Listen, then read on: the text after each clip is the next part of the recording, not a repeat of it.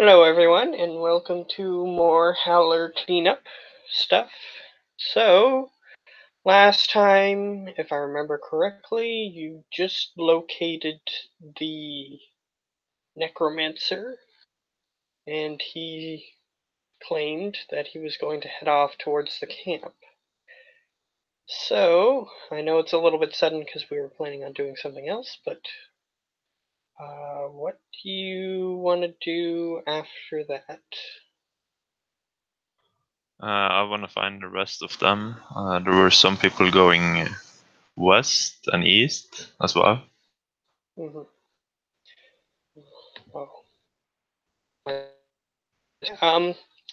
Oh. Sure. So, who did you want to head for first? Any? Which was where? Okay, good question. Okay.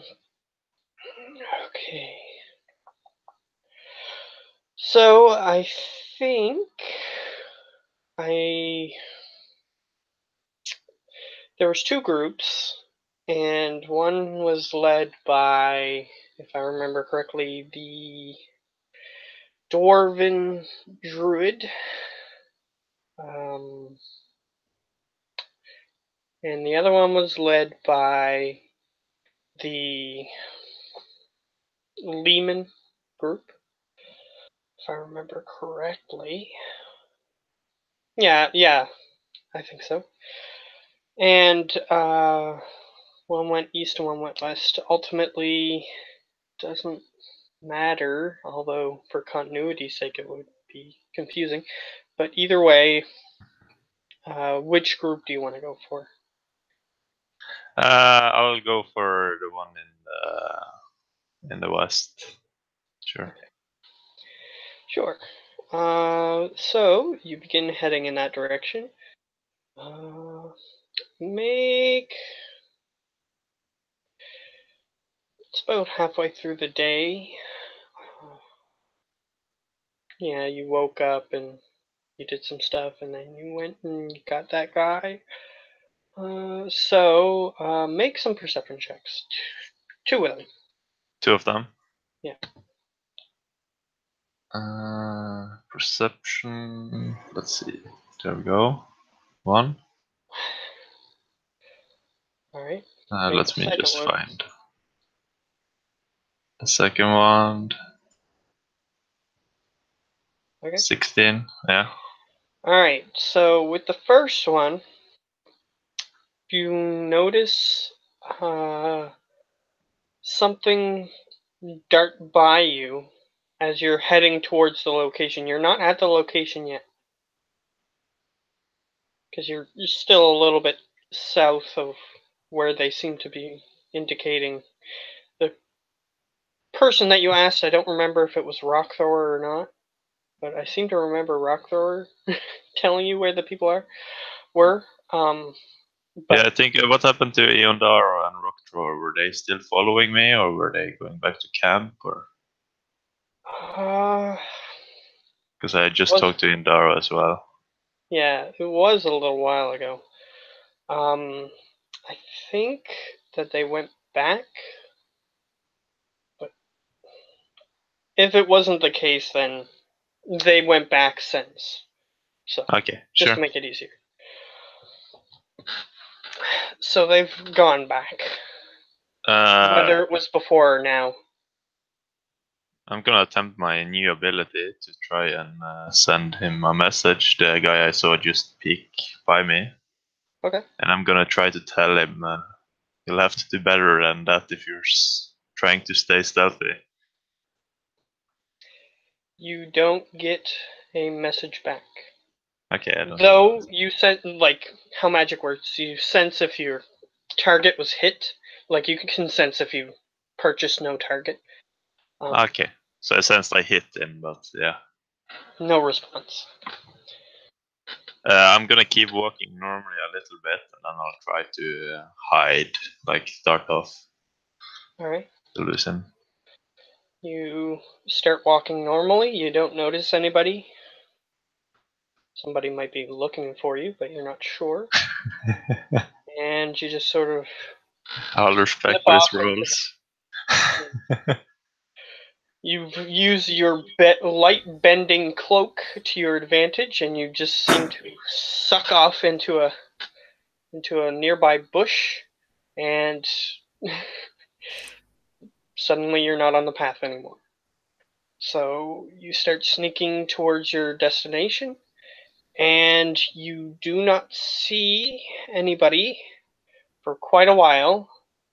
And you suddenly notice, once you get closer to your location, a hulking shape of, like, sort of hunched over, um, something that appears like it's big, but it's sort of trying to stay down. Uh, Purple in color, just dark between two trees. You easily notice it. Okay, so I'm gonna send a message to the lemur leader, because I assume he's close to me at this point. Let me just see if I can find a document. Hi, by the way. Oh. Yeah, hello. We're just doing Howler stuff, because Yeah. here, so.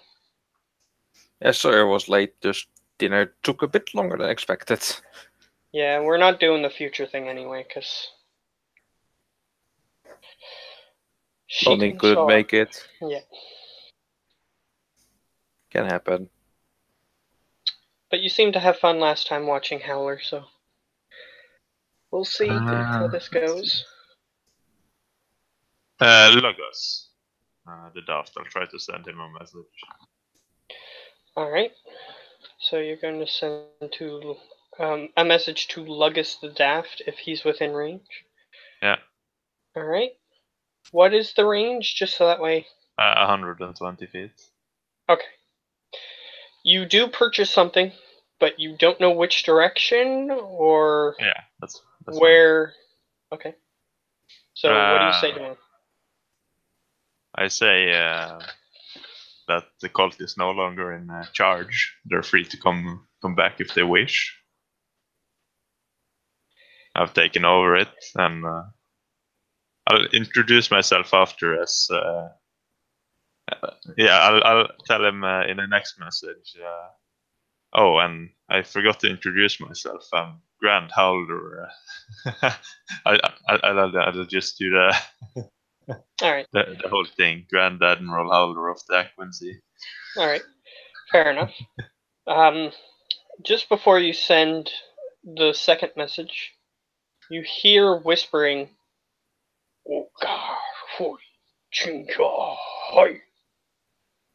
whispering with that sounds like that.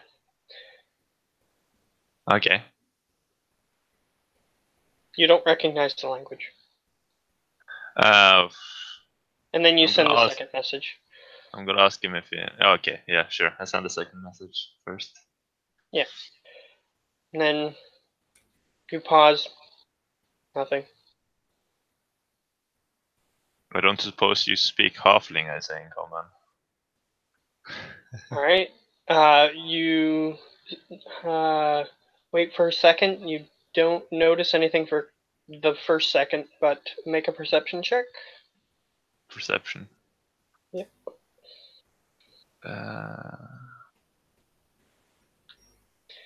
14. All right. You sort of glance around. You feel as if something weird is happening. You're just not perceiving it.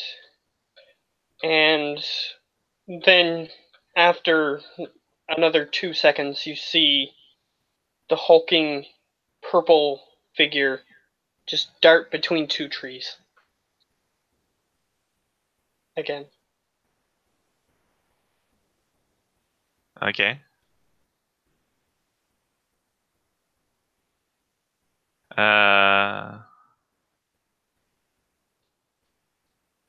I mean, I don't think the Lehman was any hostile, so I'll go and follow this purple sled. Alright. You go to the tree where it was. Yeah. Alright. I'll leave my hiding spot and just stand in the open. Okay. It seemed as though there was things moving around you, even though you were hiding. You're not entirely sure how they may have known where you were or whatnot, or if they even knew where you were. They were just darting around you, it felt like. But either way, you start going towards the tree where the purple thing was, and you hear a noise in the upper part of the tree, and you see the purple figure just sort of leap from one tree to the other and then hide in such a way that you can't see it from your point of view. And make a perception check. Perception. 20. Alright. This time you notice that there are a couple other extremely quick moving figures also moving into different positions as you were walking into that location. Yeah. So what do you want to do? I'll just approach them slowly. Alright, you're going to try to get to their location again? Yeah, I'll try to just approach them slowly. Alright. Start walking closer. And then suddenly you see the Yoda-sized creature that you saw before that introduced himself as Lugus. And he sort of just darts almost. He seems to have sort of like the Flash in the media that he's a part of. He just sort of, you feel something quick moving and then he's there, that sort of thing. Even though he's like this little hunched over creature with a cane in his hand, somehow he just did that. You're not sure how. And he appears right in front of, between two trees. And he just sort of looks at you and he goes, "You still didn't get me a drink, huh?" I'll check my bag of holding. What do I have here? Do you have any alcohol? I'm looking for alcohol. If you remember, he was, when he first got to the camp, he was looking for any type of alcohol that he could get his hands on. But there was nothing because it was an abandoned camp. So Let's see. What would I have? I actually don't think I have alcohol. I'll tell him, well, I don't have any alcohol, but I have other stuff since you could replace it with. well, I guess we'll just have to wait for our distilleries to get in full functioning capacity. As he just puts his hand on his gnarled little tiny staff. Just because Giovanni's listening in, this creature looks like, if you're familiar with the creature, it's a real animal. I'll bring it up as well. I might recognize it. They're very disturbing looking if you haven't seen one before. So just be prepared for when I bring it up. For some reason it didn't work. There we go. I should be able to view the image. Just like you always do. Yes. There we go. It's super huge. Not blurry or anything like the last time. Oh, I know those guys. They're called eyes. Yeah.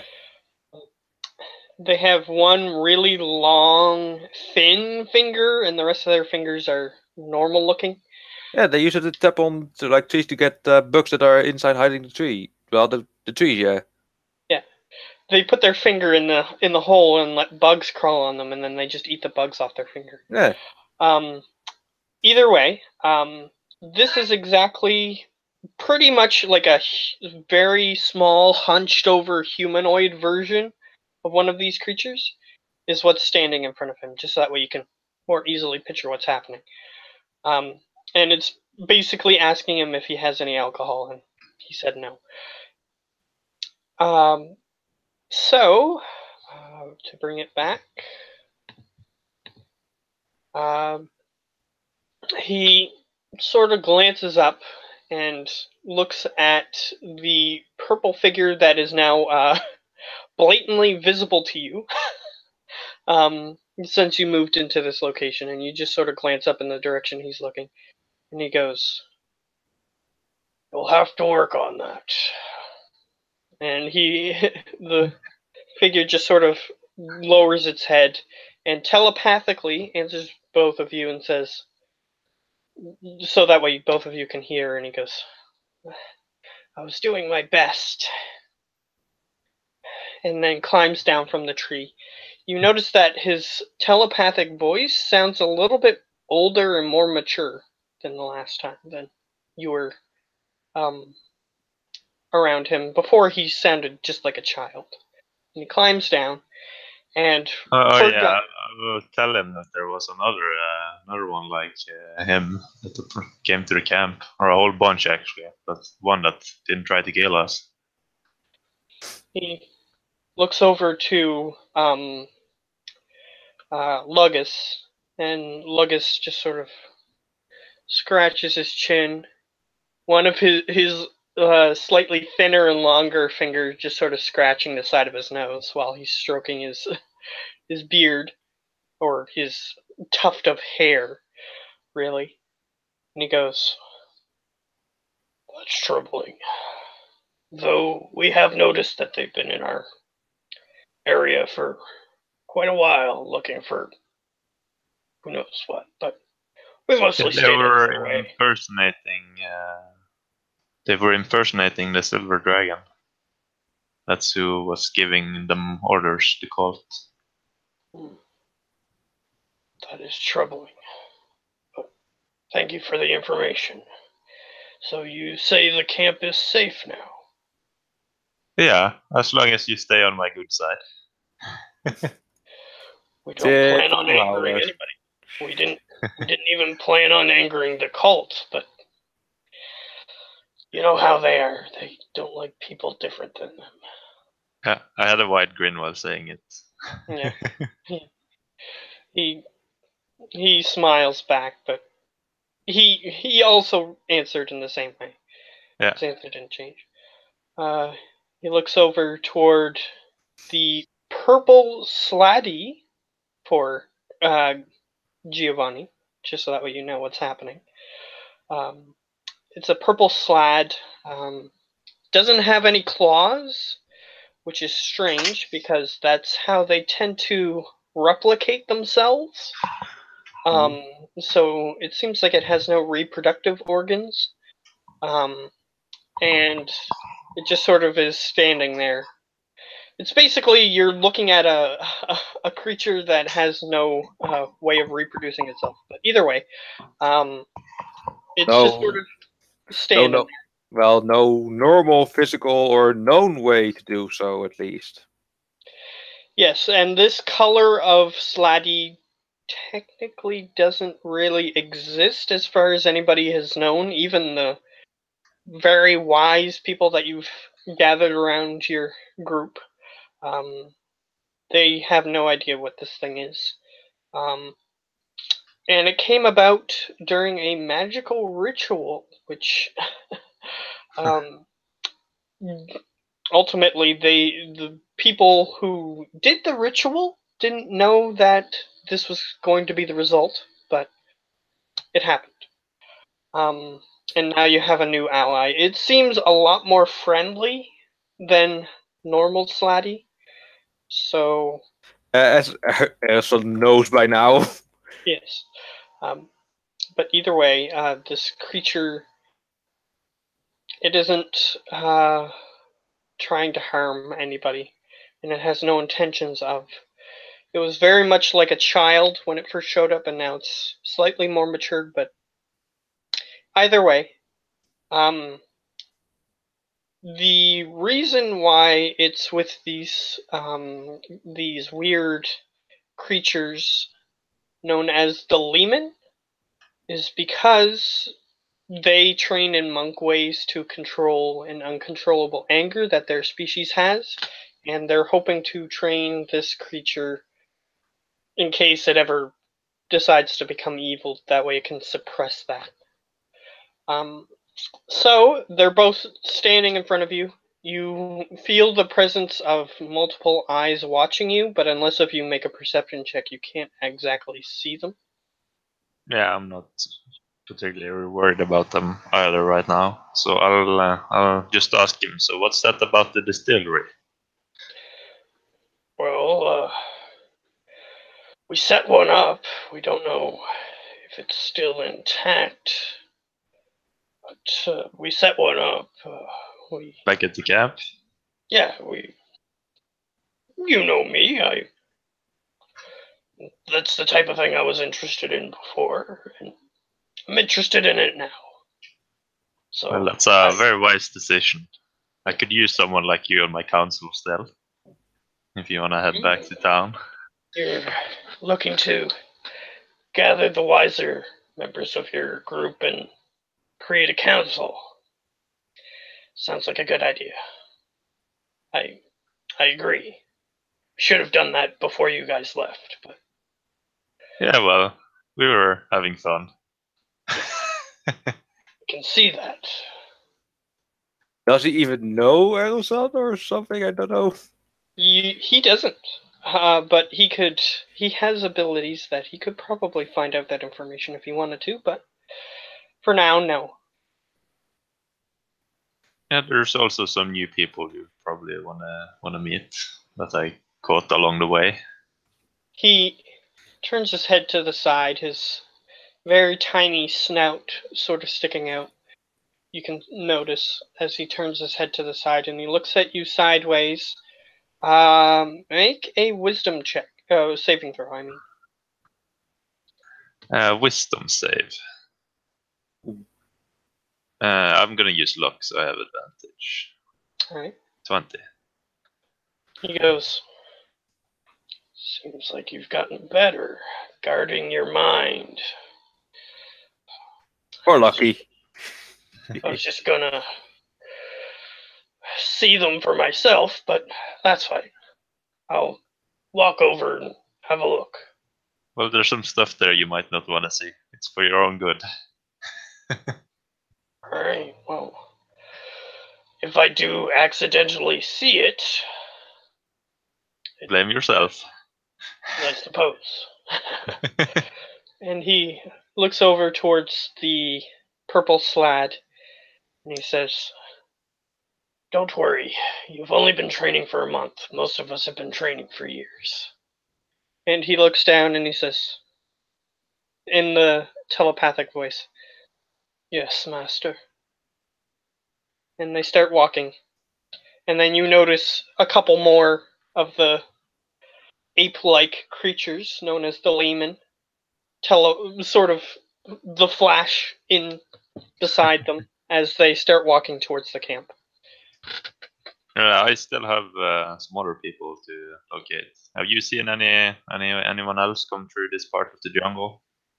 He glances back and he says, I've noticed many. Depends on who you're looking for. Anyone noteworthy? Again, depends on what you mean by that. And he turns around and he sort of just puts his hands on his staff. So I suppose none of them are here anymore. He was being cryptic on purpose. So I suppose none of them are with you anymore then. They were never with us. We just noticed them. Can you remind me again, who was it left side? Was it just a Lehman or was there one more that went west? There were people that, there were the doppelgangers that you have no idea where they are. There was a scouting group that was with the druid. Not sure who else. Though you do have a list right in front of you, I don't have it. Yes. The dwarf, the millers, or did the millers? Did I find them? They were in the jail, right? Yeah, they were in the jail. Yeah. Then it's the butcher. Yeah, the tanner was in the jail as well, so you already know where he is. So yeah, then it's Mossbear, Giador,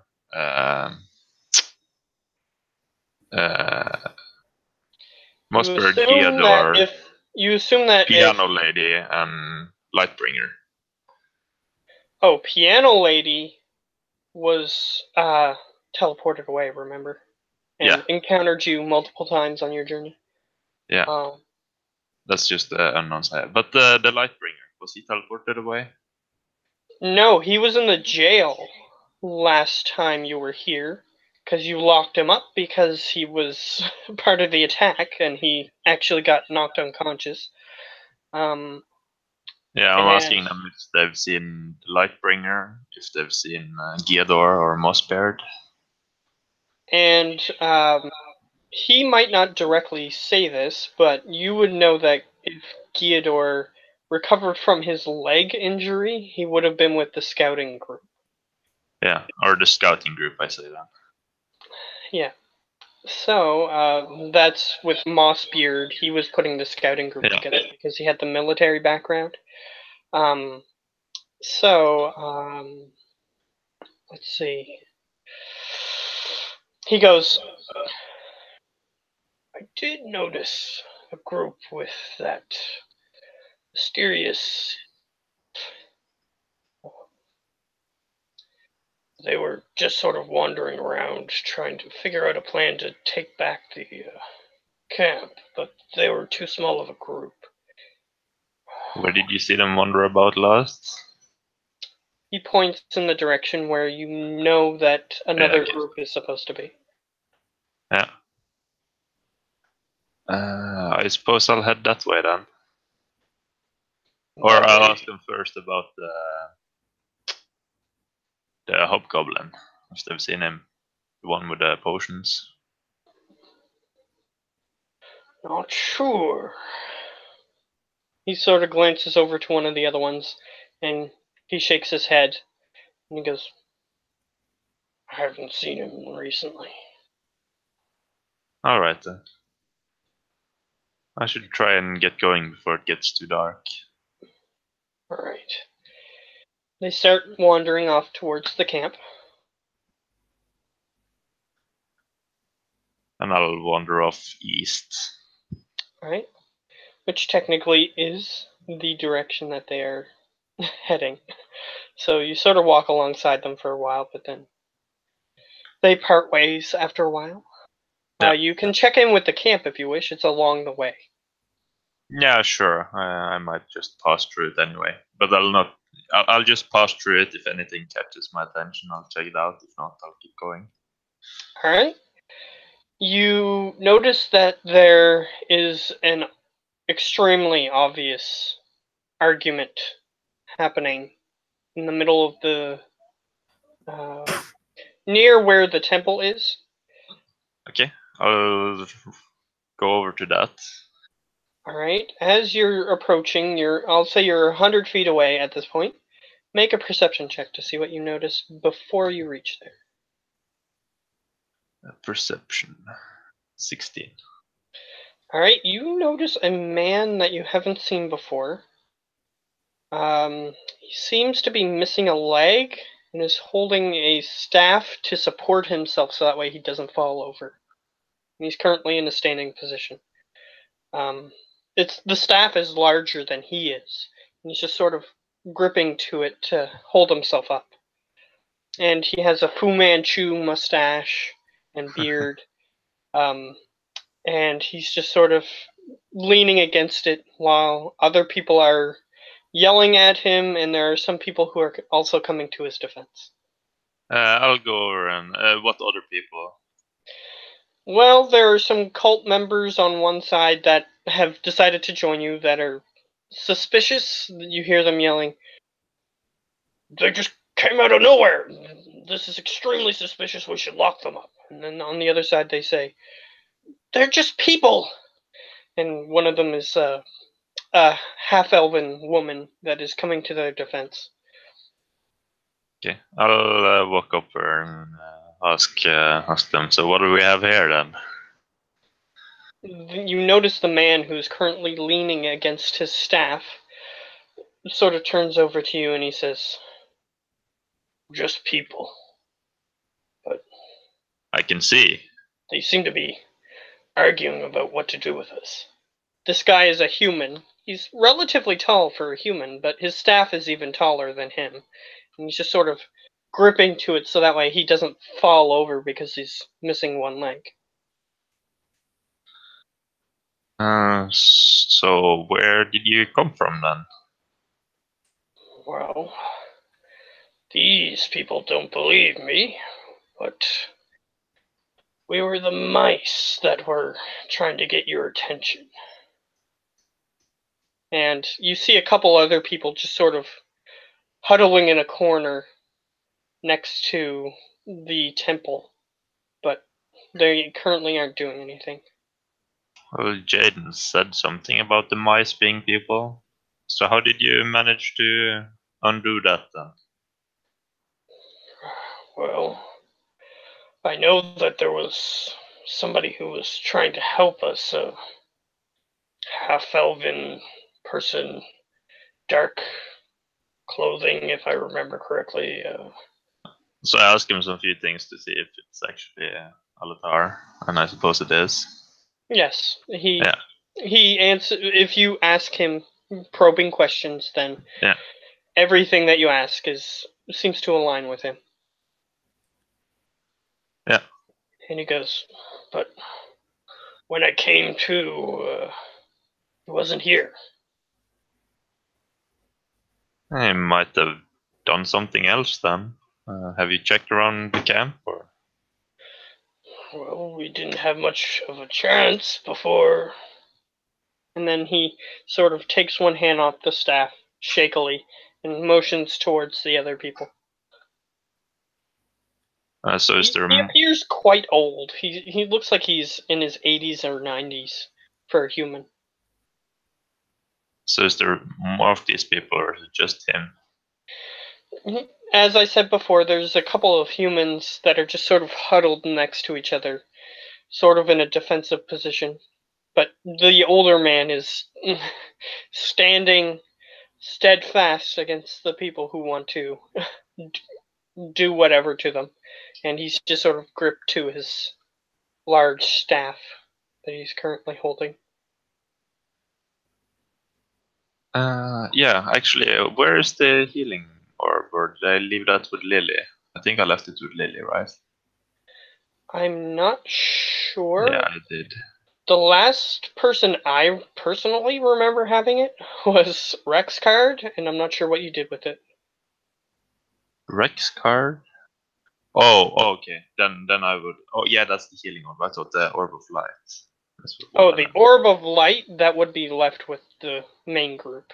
Yeah, so that's with Lily. So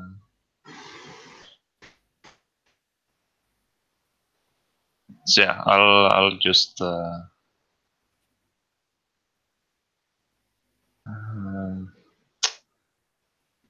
I'll just tell the other guards there to stand down.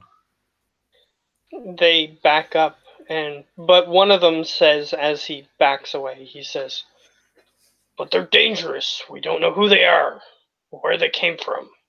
Most people in this camp is dangerous.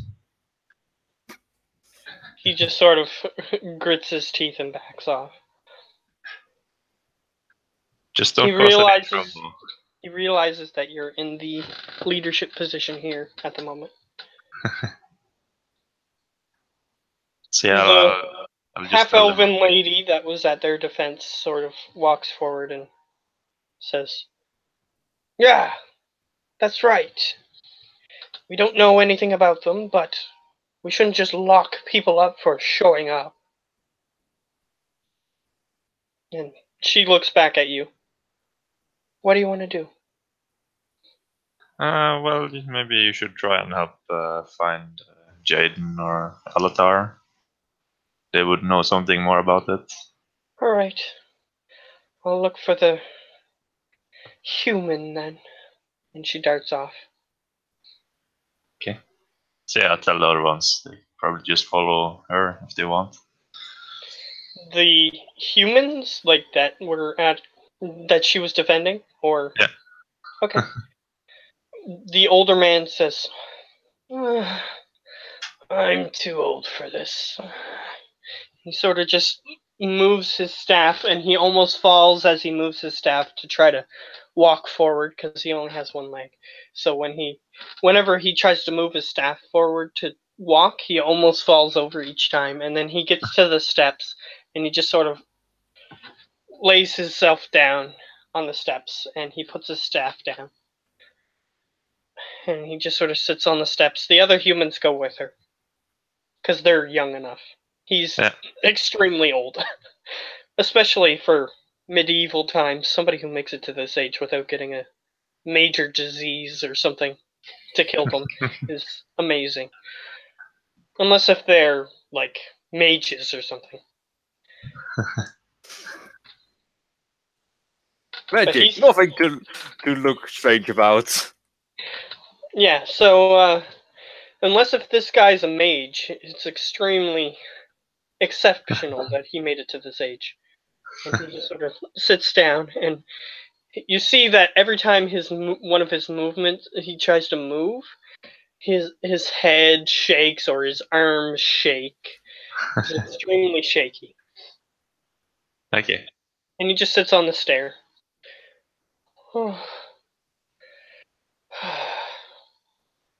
And it seems like he walked like 20 feet to the stair. And he's extremely tired out already. So yeah, Unless if you want to talk to him, you can do whatever you want. I'll just tell him he and his people could help build up the rest of the houses there, and they could have some for themselves. He looks up.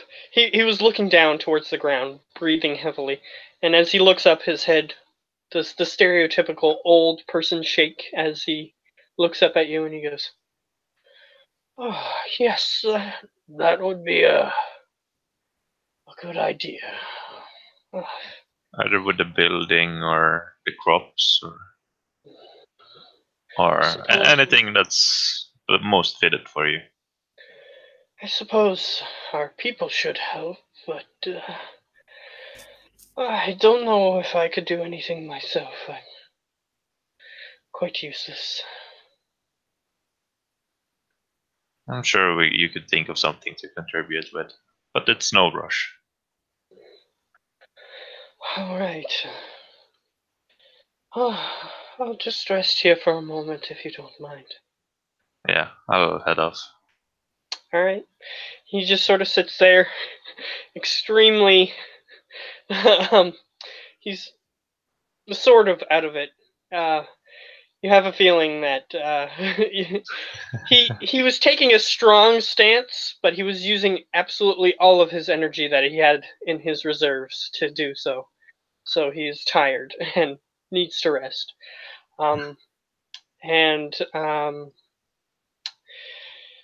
You start heading off. So you're looking for the rest of the group, the rest of the camp that you were aware of. See if you can find Fizzleboom or the people who you actually know are in this direction, which is The scouts. Yeah, the scouting group and the dwarf leading them. So you can make a perception check, or two of them actually.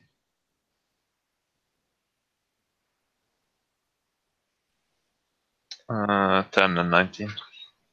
Alright, so for the first little while you don't really notice much out of the ordinary. Some animals dart by. You do notice some that aren't technically from this region, but that's normal at this point because they all ran away from the shadow. So you notice a weird lizard-like creature that probably exists in some sort of barren wasteland with heat. A larger lizard that probably breathes fire normally, but it just sort of looks at you as it walks by, but it doesn't seem like it's threatened by you at the moment. And you just keep going, because it's Yeah. not of interest at the moment. Unless if you want to do something with it. Not at the moment, no. Okay. It sort of looks like a four-legged. If you played Final Fantasy X, the Drake creatures that have 4 legs and breathe fire, it's kind of what it looks like. It's just a four-legged lizard that walks along on 4 legs and has little bits of flame coming out of its mouth as it walks by. But it doesn't seem like it's setting the forest on fire or anything, so you just leave it alone. And you continue along. With the second perception check, you notice somebody go. You hear somebody going, ah, in pain. I'll try and stealth over to them. All right. You notice. And I'm gonna luck. All right. 23. Okay. You notice somebody on the ground. You can't really see them very well, though you do notice a green color to their skin, sort of just laying on the ground going, ah! And you see what looks like a shadow-covered creature. Looks like a ball of darkness with white glowing eyes on the front of the ball, 2 very short stubby arms and 2 very short stubby legs, perfectly spheroid other than the arms and legs, and it's just sort of approaching them. Okay, so I'll take a shot at the thing in shadow then, I suppose. All right, go ahead. I'll load it up with nightshade. All right.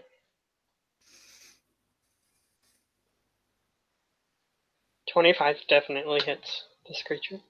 So that plus that plus that. All right. So the right numbers. Yes, and he needs to make a con save, it looks like. Yeah.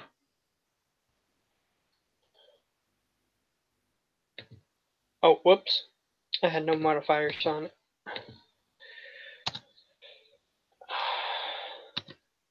It's a very hardy creature. It's a 22, which Okay, means so it half. takes 11 poison damage instead of 23. All right. So a total of 46 Oh, I damage. hear something mystical in the background. Wind chimes. But not here, because that would be a bit impossible. I heard wind chimes. Either way. No, it was somebody sawing up wood. Interesting. I thought it was wind chimes.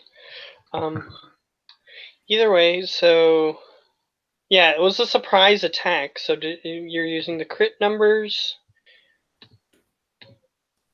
And I have my second attack as well. Yeah, just give me a second. Wait, it was 11, so I have to clear that. 10 plus 11 plus 25. Okay, and second attack hits, so I assume you're using the left number this time. Yeah. Yeah, it sounds like wind chimes. Either That way. sounds more like nails on a chalkboard. Either way, it's still up, and it turns towards you. You hear a noise emanate from it, although it doesn't seem to have a mouth or anything of note when it comes to that. and it sort of just starts walking towards you, ambling over, because when you attack, you reveal yourself. Yeah. So it is now its turn, and it gets to you, but it doesn't attack you because it doesn't have enough movement to do so. So it had to double move, and the sound emanates from it again. And the eyes are very slit-like on the top of its spheroid form. And its arms are trying to reach towards you, but it doesn't have enough time before you get to react. So it's your turn.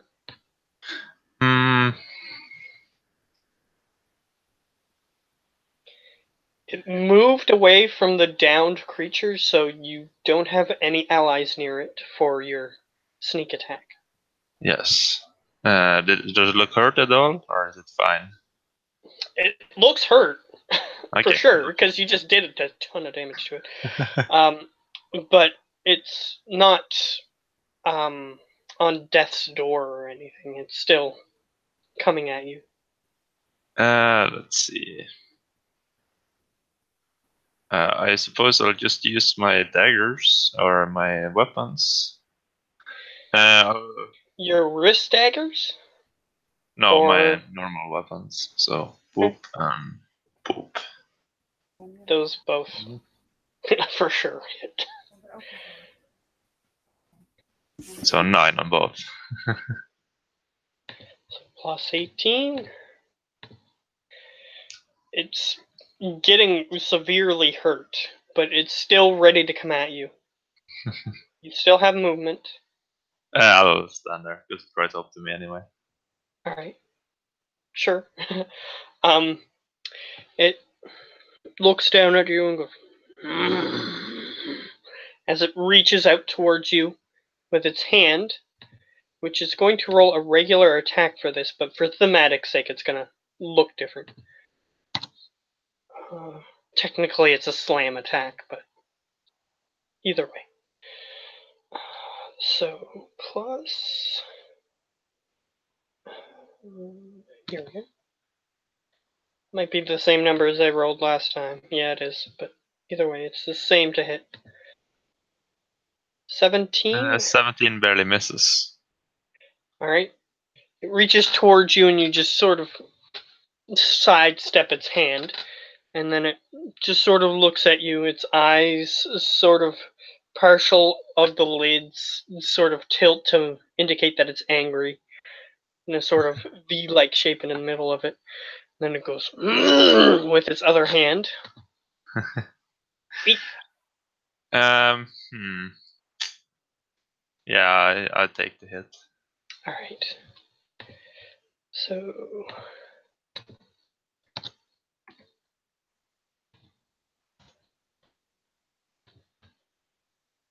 you take 12 damage. Reduced to 6. As it grabs you thematically, but this is technically just a slam. It grabs you and picks you up and throws you on the ground, slamming you into the ground, and you get hurt on your front of your chest, but it hit you on the ground so hard that you bounce up a little bit back up onto your feet, and you're just sort of looking at this thing, slightly disoriented. And it just looks down at you. You understand now why whatever creature that you are helping, though you have a feeling who it might be, but you have a feeling that that's why they got so severely injured by this creature. It's not fooling around. Okay.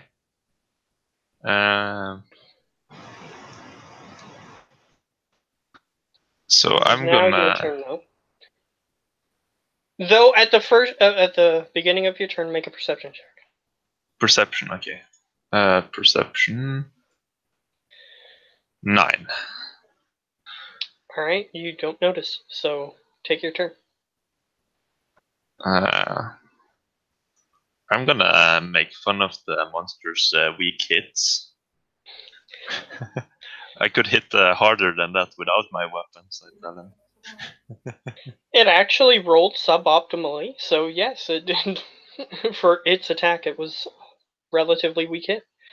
So, Vicious Mockery, Wisdom save, DC Yes. 0. That's doesn't That's seem right. just because I don't have a DC automatically here, but it should be Charisma, so it's Yeah, they should have 14. that fixed for. They should 14. have that fixed for rogues, so that way they can. Yeah, have it but as- I'm not arcane rogue.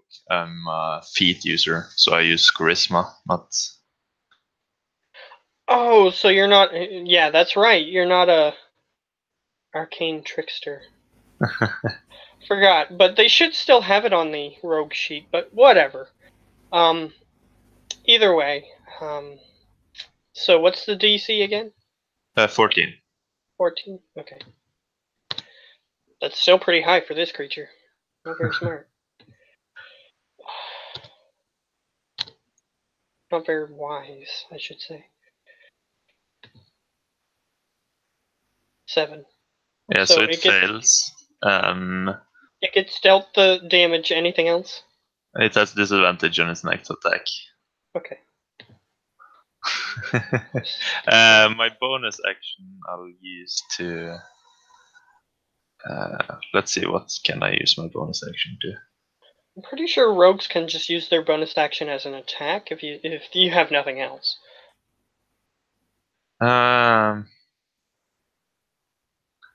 Yeah, but I'll circle around it using my movement, and I'll try to hide directly behind it to see if I can lose it. Alright, if you move out of its range... I'm not moving, I'm circling around it. Yes, I'm just saying. If you do move out of its range, you'll still get an opportunity attack whether or not you're hidden. So I was just warning. Yeah. So, you're gonna try, so go ahead. I have a bonus action, I'll use it. Alright. You think you're hidden, regardless of whether or not you do. I'll always roll thinks for a that low intelligent creature. That's all. Your character always thinks that they're hidden, whether you are or not. Yeah. But you are hidden from your character's perspective. That's my turn. So it turns around.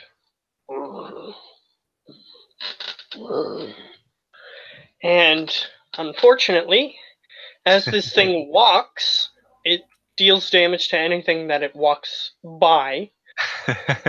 You are in the way. So it saw you go directly behind it somewhere. But it didn't see exactly where, so it's just going to start walking to see if it can find you. And it's going to try to hit you, but at disadvantage because it doesn't know exactly where you are, so it still counts as disadvantage. 6. Okay. Wow, both ends of the spectrum there. So it instead walks on a rock, which slightly unbalances it, and it rolls to the side, causing you to get an opportunity attack if you wish to get it. You are hidden, so it would reveal you. Sure. So it's up to you. Rapier. 26. Alright. 26 definitely hits.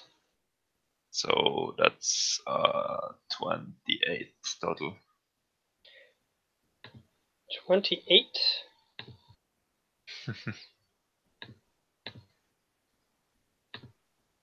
Alright, as soon as it starts to tip over, you stick your rapier into a place that you thought was just going to be solid rock. So you thought it or solid whatever substance, because based on how you were hitting it, you figure it was rock or some other hard substance. And you figure that it was just going to be just as solid, and you might break your sword as you do this, but you just wanted to take care of it. Although it is enchanted, so I guess it wouldn't break as easily.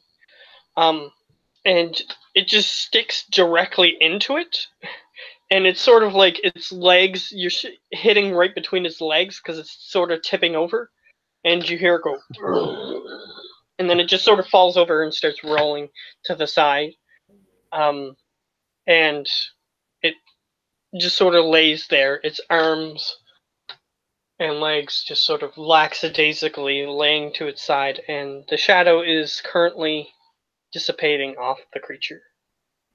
And just as that happens, you see, you look over towards Fizzleboom, which is now clearly who that is,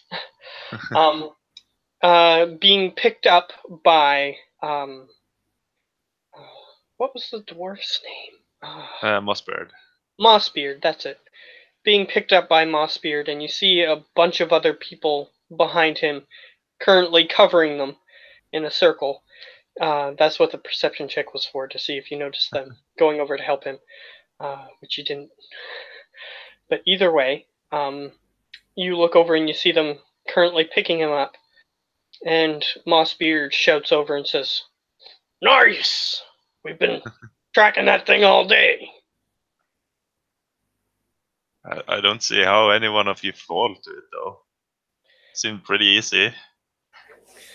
Well, you did do quite a bit of damage to it, but he sort of pats on Fizzleboom's head. He also did some damage to it before you arrived. I don't know. It seemed pretty unharmed when I got there. From your opinion, yes, it was. Either way, they go, well, either way, thank you for the help. And Mossbeard starts pulling him out of there, unless if you want to say anything to him before they do so. Yeah, I'll just talk to them while they're helping Fizzleboom. Alright. You notice that there are a few doppelgangers among them that are currently covering you, like staying behind you, because you can't look that way while you're moving forward. So they're sort of just doing the stereotypical looking around with their weapons at the ready. And you're sort of walking along with him. Fizzleboom is sort of just laxly laying or leaning forward, almost in an unconscious state, as you guys are pulling him away. So Mossbeard is the only one who can really respond to you at this point. Yeah, so I'll ask Mossbeard. So I heard you were planning a coup. Well, we were planning on getting the temple back, if that's what you mean. Well, somebody beat you to it, so I can't have you going around making plans like that anymore. Well, that's a good thing. We were looking for recruits among the shadow creatures that were around. We found one or two, but definitely not enough to take the camp back. Yeah, well, all we really needed was a halfling. If you find any one of those, you should... Well, we didn't find any halflings, but we did find another dwarf, and he sort of motions over to one of the people who currently has a weapon behind you. And he's wearing weird black robes that you haven't really seen before. You can make a religious check if you want to identify them. Religion. Yes, religion. Let's see. 18. You actually got decently high. This is an actually relatively obscure religion that you thought was dead. They worship a demon, though you're not entirely sure which one. But they're called, let me see. And they're called the cult of that demon. Yeah. No, they're called the Asmonites. Asmonites. God, that's not so very good. The Asmonites. Asmon is... You can assume that might be the name of the demon. that they worship? Asmon sounds a lot better. Yeah, Asmon. Asmonites, which is what the name of the cult is. Asmonites. A-S-O... Asmo... M... Asmon. I think I got it like this.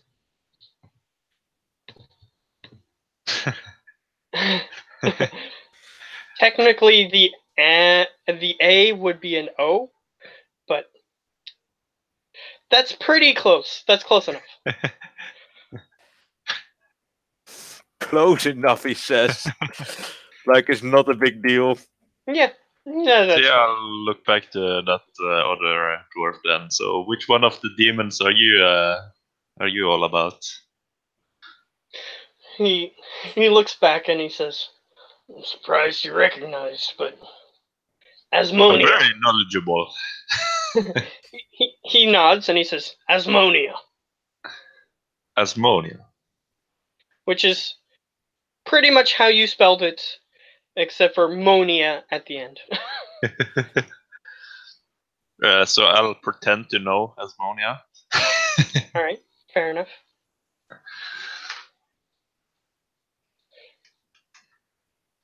And he just sort of looks back and forth, and then he looks back at you and says, "We're not gonna kill you or anything if that's what you're worried about. Who? For now, we've made a temporary truce." I mean, not all demon worshippers are that bad. Well, that's true, but We have a bunch of them back at the camp still, that's true. worshipping a lad. Well, either way, Sladdy aren't demons, but that's just a nitpick. We've made a truce until the world can be restored. Our goddess her realm has been sullied. So until we can reclaim it, we have made a truce.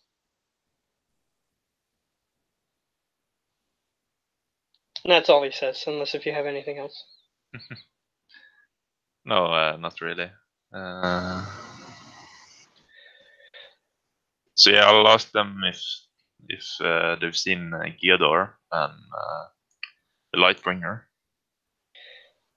And they look over to you, and Mossbeard shakes his head and he says, "Geodor fought valiantly to prevent the cult from taking the control of the temple in the first place.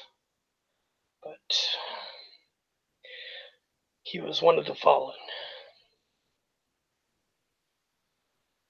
I'll nod. Let's see, who else am I looking for? Like nothing. He says, "And I'm surprised you didn't find the Lightbringer, Baston. He was the one who actually killed Geodor to prove his loyalty." Oh, so he should still be there somewhere. He could, Yes. but the question is he? He might be gone now. Well, either way, the temple is cleared, so all of you have as long as you need to find him. All right, well, we'll make our way back there. Though if we do see Basson, he will have to answer for his crimes, but we won't kill him until you arrive, or without your permission, if you have anything else that you need done. Very well then. He nods. All right, we need to get him back. We don't need any more dead unnecessarily, so...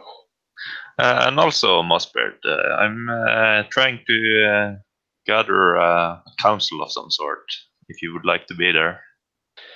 I'll be your military strategist, unless if you have that position filled already. We'll take that part when we get there. All right.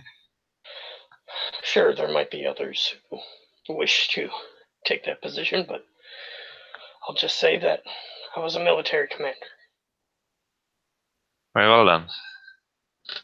And he starts rushing ahead of you, unless if you want to talk to him more. And No. he actually uses his military training to pick up. He's strong for a druid, and he just sort of puts his arms underneath Fizzleboom's legs and just starts running. The other guys sort of start moving quicker along.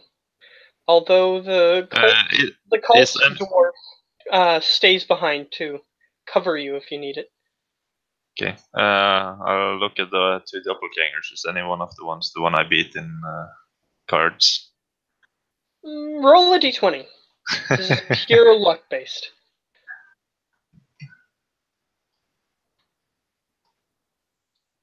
18? Yes, one of them is. And he's currently holding a two-handed heavy crossbow. So I'll go over to him and I'll ask him. So, are you interested in losing more money? If I had any, I would be, but it's kind of scarce around here right now. Well, whatever you can manage to find. Did you free those underground dwarves and gnomes? I'm way ahead of all of you. Well, then I might be able to find something down there to sell. And then I'll let you know. All right. Just so you know, I did bring 100 gold bars down there. You're inflating their economy, huh? Yeah. All right. Well, they'll have a little bit more extra money to spend, so I'll head down there. It depends how you mean inflating their economy. Well, he just injected a bunch of money, so from his perspective, yes, that would be what that is. It might be just Howler's pockets. Yeah, but also I could resummon it, so I could... That is a possibility, but he hasn't done that yet. So I haven't done it yet. That's what I Not said. until I need it. So he starts. He stopped for a moment. It seems like Mossbeard has been training these guys in military positioning and everything, and they actually have a hole in their current formation. So he starts rushing back, unless if you have anything else you want to say to him. Not in particular. No, Right. I think I'll just. He rushes back and takes his place in the formation as they start going back. But the dwarf guy is apparently relatively new to their formation, so they don't have a hole for him. And he starts hanging around you, unless if you don't want him to. I don't mind. Right? So he has what looks like a very, very small... Oh yeah, I also forgot. I'm still riding my... or where's my hooker? Because when we left off, I was riding it. That's right, and we completely forgot about that. So nobody has noticed it. I guess it's been behind me or something. Yeah, when you were stealthing up, right? Yeah, so I left it. If you're riding a hooker, that would be kind of hard. So you left it in a different position each time. Oh yeah, so before I forget, then I yell out, "Kuke ka ka, come here." And you hear... And the dwarf that is currently next to you goes, "What is that?" You have heard of mounts, right? Oh. You sit on them to travel faster. Well, usually people ride horses, not weird abomination creature things. Horses are scarce around here. I suppose that's true. I've never been here before, so I guess these things could live around here. He shrugs. It did. Oh, I can already see the fun I can have with him. He doesn't. He's a cultist. He knows the area that he used to live around, but other than that, not much. So yeah, So- I'll get on it and move the rest of the way back alongside the scouting party. All right. The dwarf tries to climb up with you if you allow him. Because I the allow hookor him. is quite big. I allow him, but I don't help him in any way. So All that's- right. He just grabs onto the thing's arm, and it sort of the hookor notices that he is you seem to be friendly with him, so he knows that he can't attack him.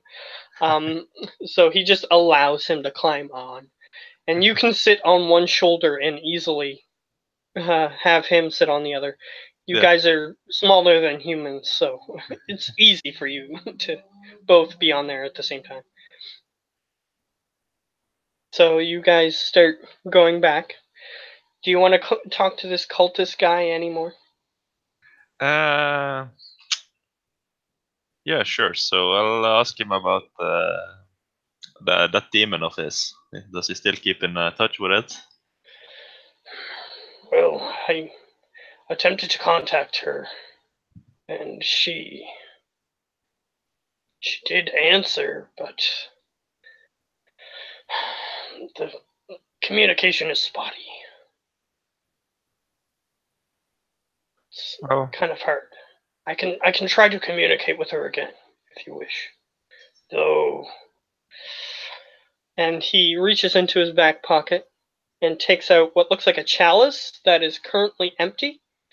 He says, "I need to fill this to attempt to contact her again." don't you have Question blood is in your what? veins? Okay, you both talked at the same time. So one at a Question time. is what? You have you. If you're familiar with demons at all, you have an idea of what this needs to be filled with. Yeah. So the thing I said is, don't you have blood in your veins? Yeah, but not enough to fill it. Not without dying, which I don't entirely have a problem with, but from what she said, I won't get sent to her if I die. I'll be sent somewhere that I don't want to be. So I don't want to die at the moment. Well, what do you think she could help us with if you were to keep in touch with her? Well, if we could locate her, she's not weak by any means. He's basically trying to say she's not a civilian class demon. She's a little bit higher than that. She's not the strongest demon, I'll say that. But let me just be honest. She's one of the more powerful demons that I could actually get in contact with and make a deal with. So. Also, with Don't a you mean a warlock here. devil? I mean, a demon could just throw your deal out the window. Well, demons, devils. I've. He starts stumbling over his words. He seems like he's having a hard time explaining it to you because he probably uses different terminology than you use anyway. He goes, well, we usually refer to her as the goddess.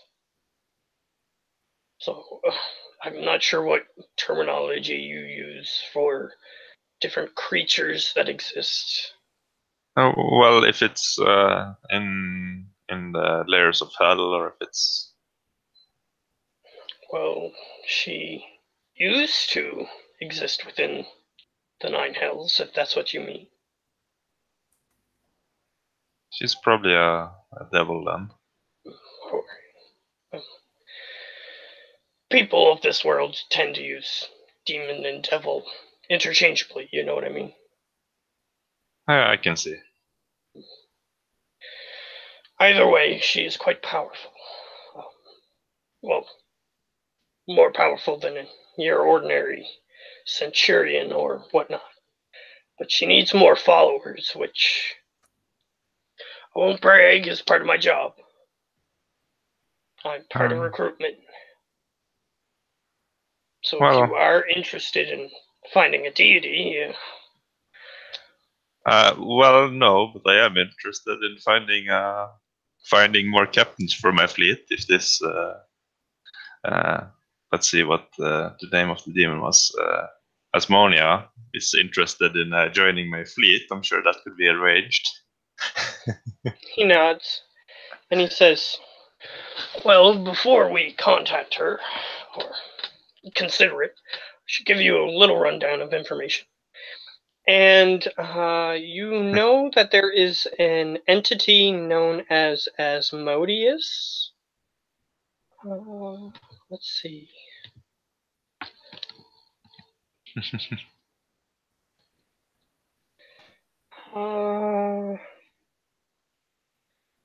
Let's see. Is he classified as a demon or a devil? I don't remember. Who? Asmodeus? Yes. I think he's one of the devils that keep the demons away. Okay. I could find the book if you wish. There's like a whole bunch of them on Mordecai.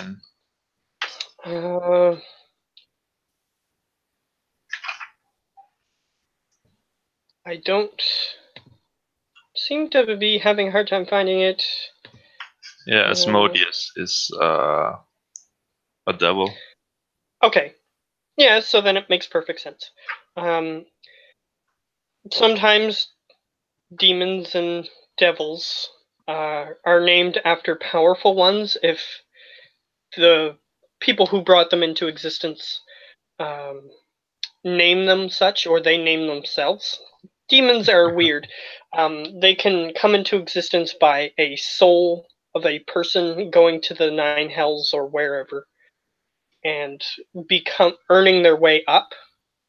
So they can do that to become a devil themselves, which takes quite a long time because they usually don't have much power. They usually use this currency, really, souls. So going from being a dollar coin to an actual powerful being does take a long time. If you can imagine that. But it does happen. So sometimes they name themselves, but they can also reproduce. That is a thing that can happen. So sometimes they are named, but sometimes they name themselves. So however this person got this demon, or devil, I should say, got their name, they probably had ambitions to become just about as powerful as Asmodeus, if not more, or probably to dethrone him. So that's why that's where the etymology from their name comes from. They basically wish to become that powerful or more. But he goes on to describe that she was a powerful sorcerer that made a deal with the devil to basically tap into their lineage, which means that they probably had powerful blood that allowed them to become a sorcerer. So they might have like a bloodline or whatnot. And they made a deal with the devil to a literal deal with the devil to become more powerful, and as a result became currency a couple millennia ago, and then earned their way up from currency. They managed. It definitely seems like a devil, not a demon. Yeah, they earned their way up to. They killed a bunch of people. Because even as currency, you still have a body that you can use, but it's very weak. So you have to basically get lucky or find a really, really great opportunity to kill somebody. And then when you kill a demon or a devil in their home plane, you gain their power. Is basically how it works. So there's the baseline power, which is continuously being built up, and you can kill other currencies to gain the equivalent of a currency. It's very, very complex. But either way, she earned her way up to actually being more powerful than your ordinary run-of-the-mill currency demon, or devil, I should say. I keep getting the terminology mixed up.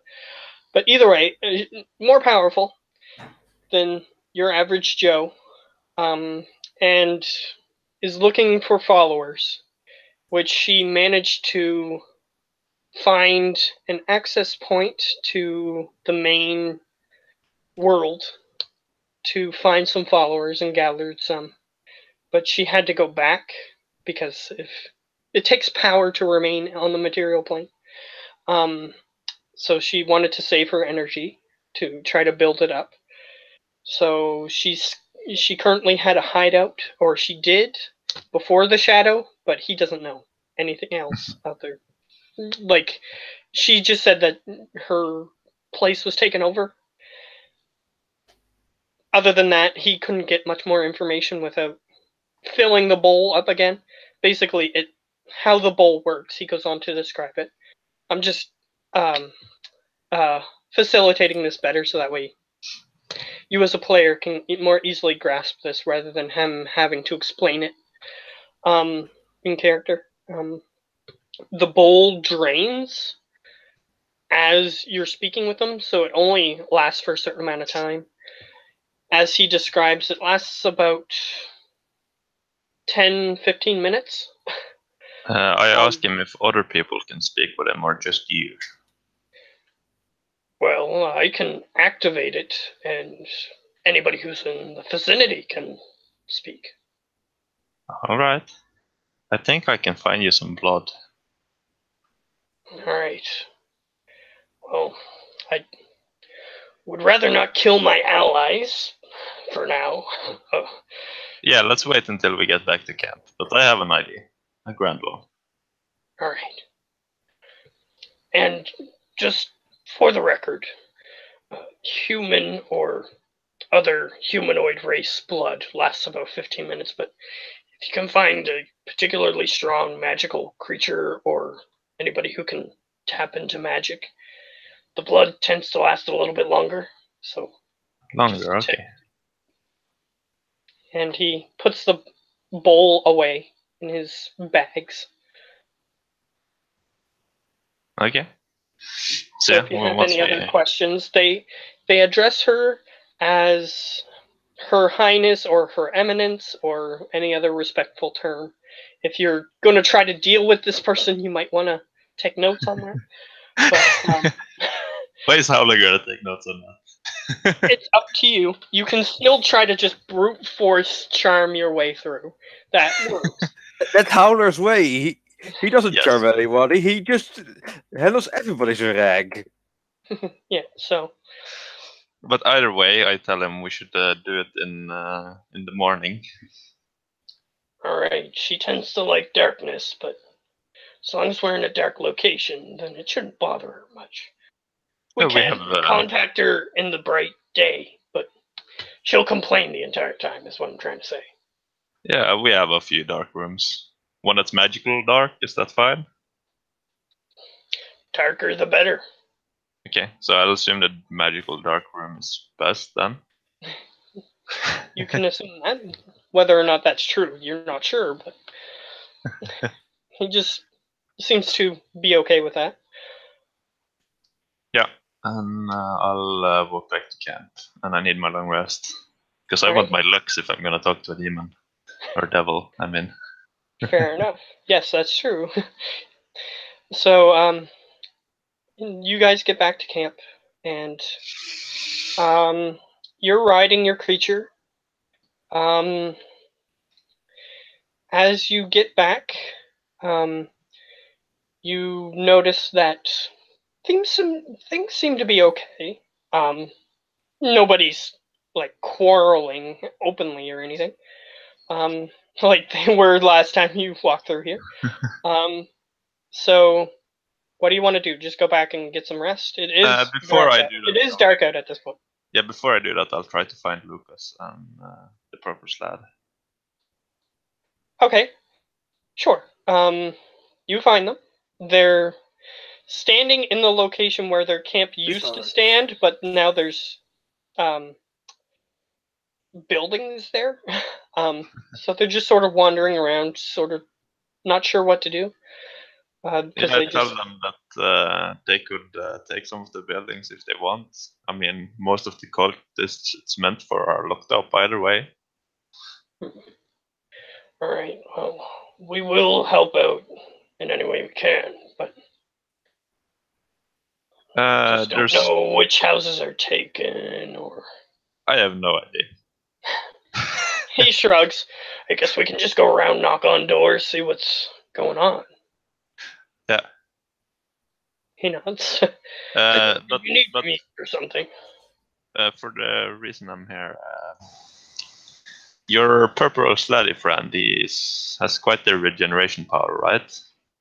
He looks over, and the purple slad is currently talking to somebody telepathically in a doorway. And he looks over and he says, "Why do you ask?" Well, you see that I found somebody intriguing out in forest to the east, and I need You some. could have brought him with you. Is he with you? Yeah, sure. And I'm riding on my hook car now. Yeah. He looks up and he says, "Nice mount, by the way," as you were arriving. Thanks.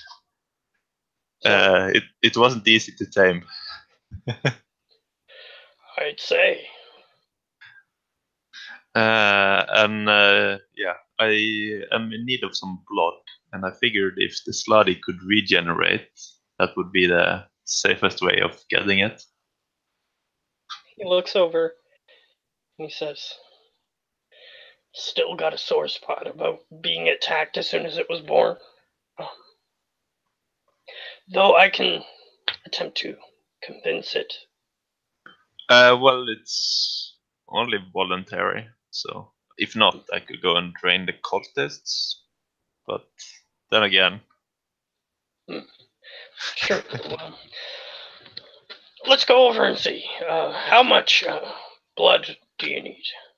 And the cultist jumps down off the creature, or climbs down technically, because it's a little tall for him to just jump off of. And he shows him the bowl. And let's see. He's going to examine the bowl, since he can do that. Excuse me. He looks at the bowl and he goes, "You realize why you need to fill this?" To talk with the devil.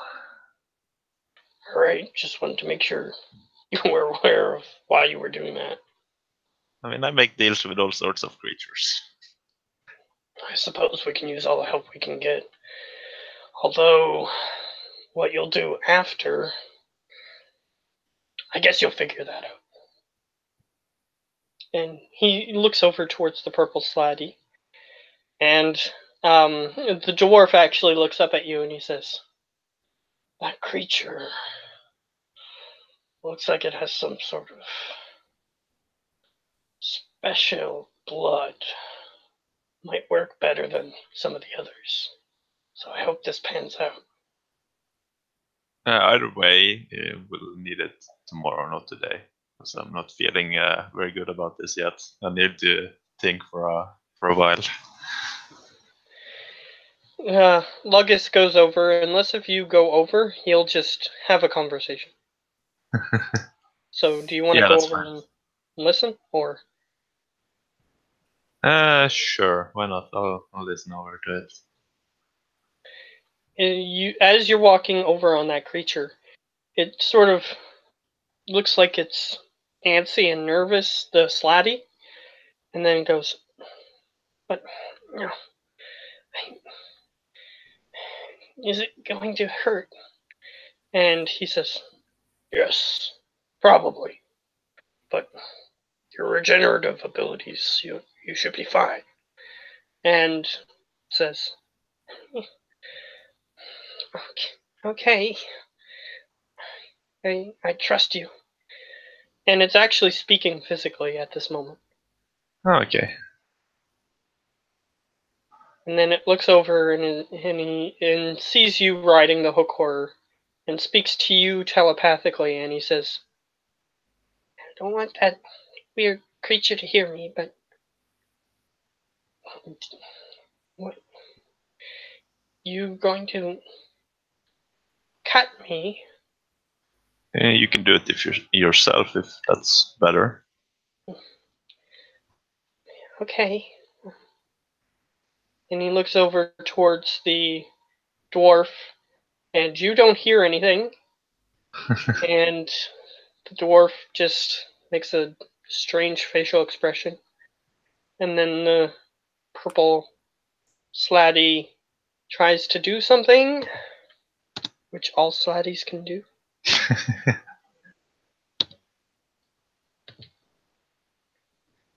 And that's the roll on behalf of the dwarf. So wisdom save for detect thoughts or something. Yes. And the slatty goes, and then he looks back up at you, and you hear the voice say, I'm not sure. He killed people. I mean, everyone's killed people, I suppose. Not like he does. That bull. And he sort of looks at you, and then he transmits a visual memory that he got from the dwarf. And basically, you're from his perspective, holding a human's head under some blood, their face under some blood, and they appear to be having a hard time breathing, and he slits their throat, and they die inevitably, bleeding out under this thing in this larger bowl. I would assume it's been used for something like this, but I don't tell the sladdy that. So I'll tell the sladdy that that's what we're trying to avoid by using you. He goes, he looks at the dwarf, and the dwarf makes a facial expression kind of like this. And then it looks up at you and says, okay, if it saves a life, I will. Well, it's much appreciated. And then the slatty, which technically doesn't have a sexual orientation, so people have been calling it, and it seems fine with that. It just sort of looks over to the Lugus, and then they sort of make facial expressions back at each other for a couple seconds, and then Lugus comes over and says, seems like you got a deal. Very well. If you would just arrive at my office tomorrow then, in the morning. You mean the upper part of the temple? I smile and say yes. He didn't know. So, and he goes, all right, will do. Okay, and then I go to my long rest. All right, fair enough. As you're walking up the stairs, you notice that Jaden and a couple other people that you recognize are currently talking with the older former rat person as you continue walking up.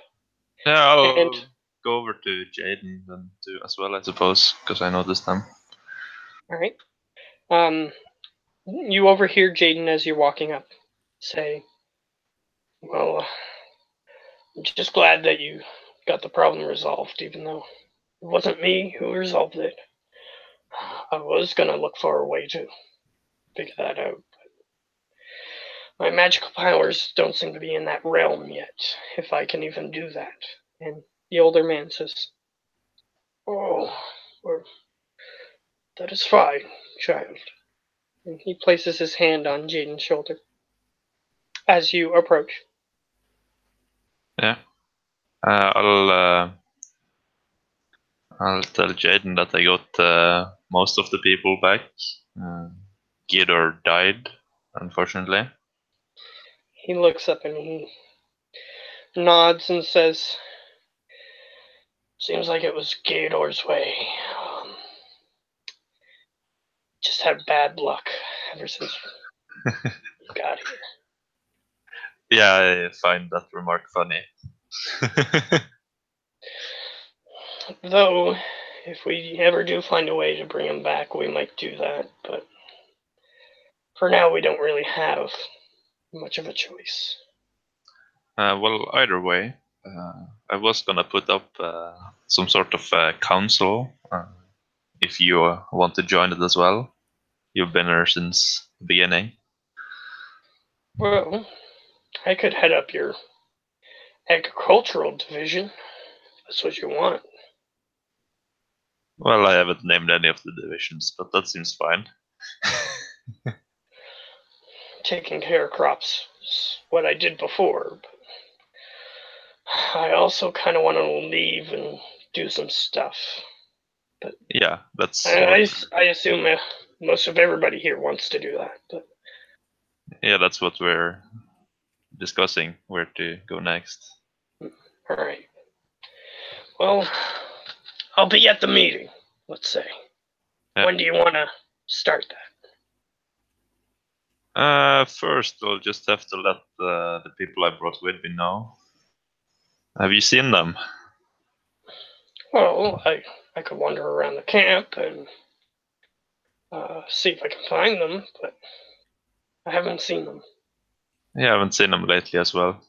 They're probably around there somewhere, though. Can't have gone too far. Better than he knows. I assume as much, but I'm not sure. I haven't seen them. Well, since these guys showed up, actually. Yeah. Well, either way, I have a busy day tomorrow, so I'll talk to you later. Alright, I'll let everybody who I can find know what's going on if they want to send a representative up. Yeah. Alright. Sounds better than the plan that we had originally. This place might actually come together. And he lets you go, unless if you have anything you want to say to him. Yeah, not really. Alright, so you start heading up. And oh yeah, the only one I haven't found is the dwarf. Yeah, he'll be fine. He'll be fine. Who cares? yeah, he'll walk around and even talk to some of the civilians and see if they want to send any representatives. Yeah. So the word will spread throughout whoever's there at the camp. Who isn't there, obviously, won't know. By the way, you get your long rest. Nothing too strenuous happens during the night. A couple people come up and say that there were attacks or whatever, but they were taken care of. No casualties. They just let you know, and then you go back to sleep. Actually, I write up with my piece of contracts and stuff. I'm gonna write up a fancy invitation to join my crew for this devil. Okay, sure. Though you have a feeling that devils are quite crafty, and they might find some holes in your contract. Yeah, no, I'm not I'm not trying to trick it or anything. Like just that it becomes a captain under me is basically the point, and it can't kill me. Okay, that's actually something that it might consider going along with. Not killing one person to gain a bunch of power, it might be okay with that. So, the morning comes. Do you want to just cut to the meeting? Yeah, sure. All right. You start. There's a couple of civilian people who are sort of sitting on the sides, and there's a couple who have come up to the table. Seems like there was a table that was moved up here. I don't know if you requested that or not. but I'll just say that you wanted did because you wanted it anyway. Yeah. Just to save some time. It's a big, long meeting room type table. So like elongated, round at the sides, that sort of thing. And you're on one side, whereas there's a huge group of other people currently standing on the other side. And what's currently set up on the table, you can order other things to get set up on the table if you want, but there are two things currently set on the table. Yeah. There is a map of the region that you're currently in, which is the temple area. It seems like it's a very, very old map, because it even has like the town and what the different districts were called on the map of the town, the old town or city that used to be here. There's that currently set on the table, and there's a world map directly next to it. Yeah. So those are both set up on the table, and there's a bunch of people standing, waiting for you to start the meeting, basically. They're sort of just talking with each other at the moment. Okay, so who's there as people? Alright, so anybody who you want to be here is here. Okay, so let's see. Name any of the people that you need to be here. Mossbeard was the leader of the doppelgangers. He was Rayford. Yeah, Rayford. I almost said Rexgard because they're relatively similar. But, and then Rayford. Jaden and Eon Davo. Yep, they're both there. They seem to be talking to each other and practicing. Jaden seems to be practicing some sort of spell.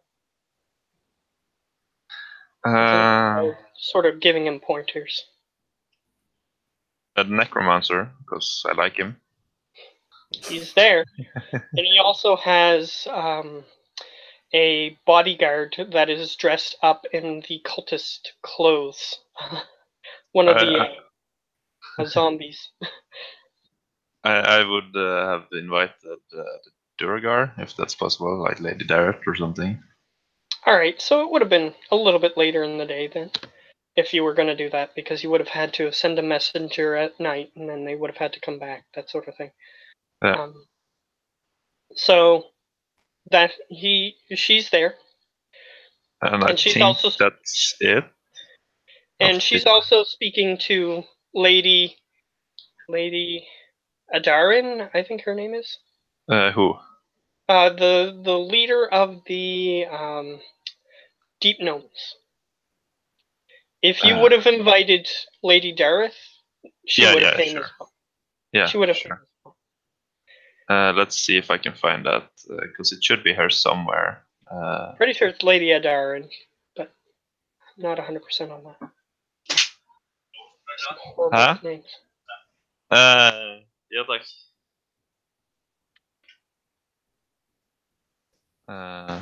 Yeah, 2 seconds. Yeah, that's okay. That actually gives me a second to think of who else I might want to put in the room.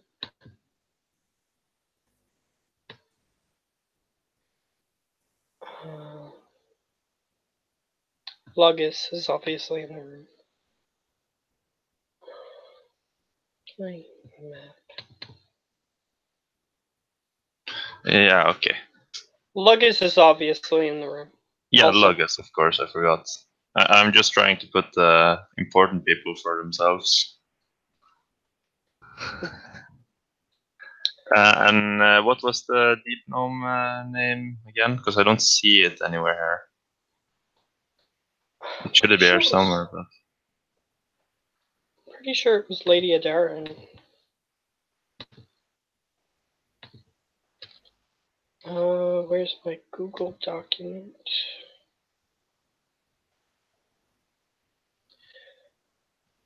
Bookmarks, that's what it's under.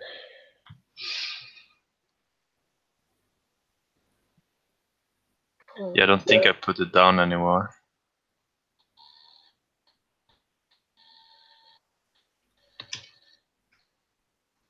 Okay. Well, I'm bringing it up.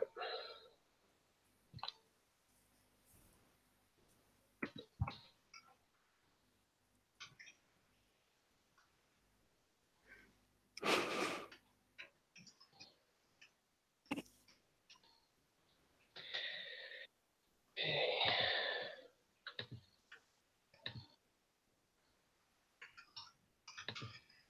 Well, it's taken forever to load.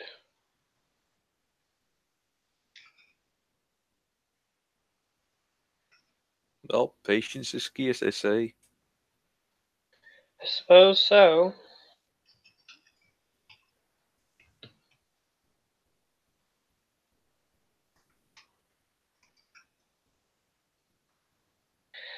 Session 2, Session 3.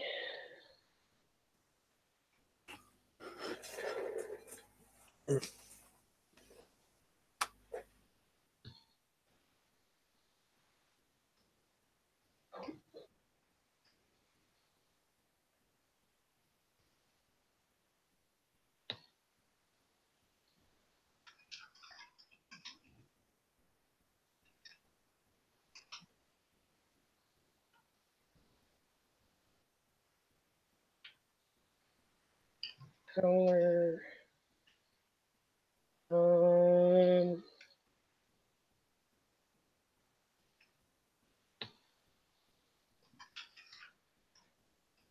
He wakes.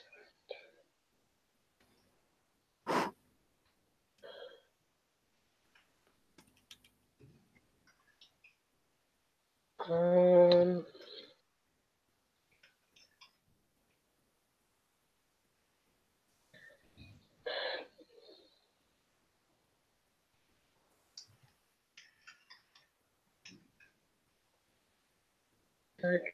Captain. I'm also looking through what the sessions are.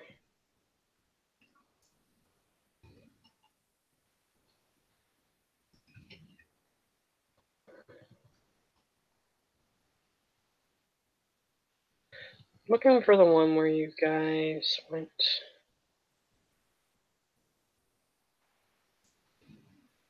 Oh, okay, so it's got to be before session 9.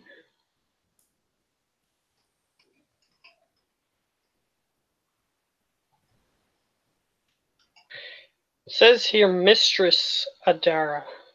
A Mistress Adara, okay.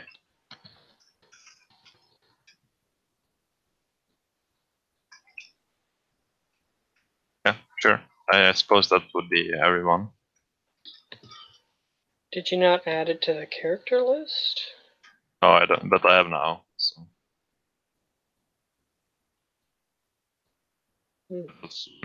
That's weird. It was adding, I think, but you just put in the session notes. But either way, it's not too important. Yeah, so it's Mistress Adaran, which is Adaran.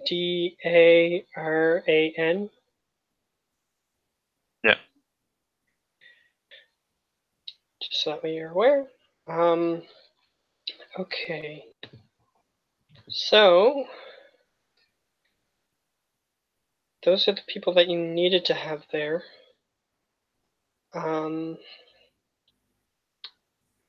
Let's see. So, someone who you might not expect to come here has come. What's his name? Rock Thrower. Rock Thrower is there. Yeah, sure. He's sitting at one of the edges of the table, one of the ends, because he's so big that he didn't want to get in other people's way. You see, just trying to make sure all the locations are adequately represented.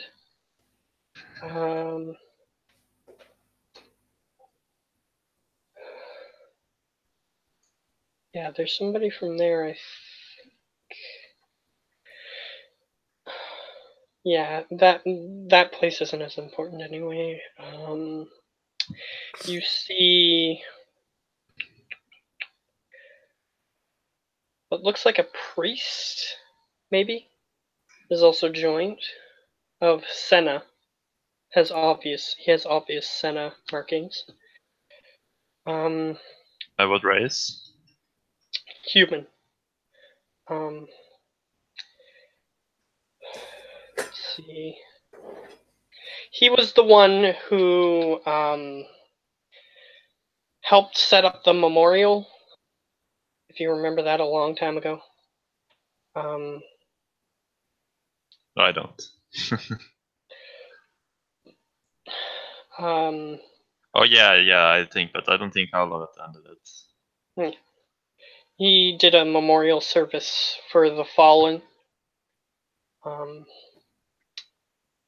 He is there.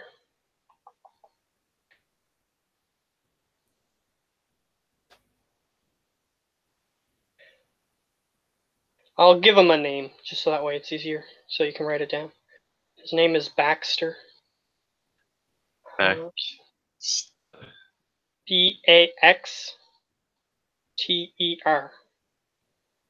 Okay. Good. Alright, and there's a weird looking guy who is in leather armor.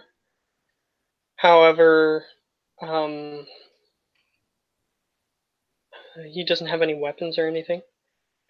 Half orc. He hasn't introduced himself yet. Okay. You've noticed a half orc with similar armor walking around that hasn't even joined the guard yet. You're not sure why, but he was just sort of hanging around, helping people out, whatnot. Okay. He is there. You see somebody who is completely covered in a cloak. You're not sure who that is. You've seen people just wearing cloaks trying to keep their faces hidden and whatnot. But you haven't really interacted with this person.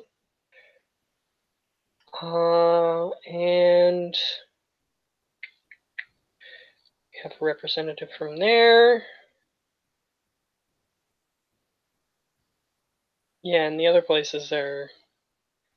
And actually you see a guy who is really properly dressed, though his clothes are in tatters. And he has round rimmed glasses. You haven't interacted with him either. A gnome? Human. A human. And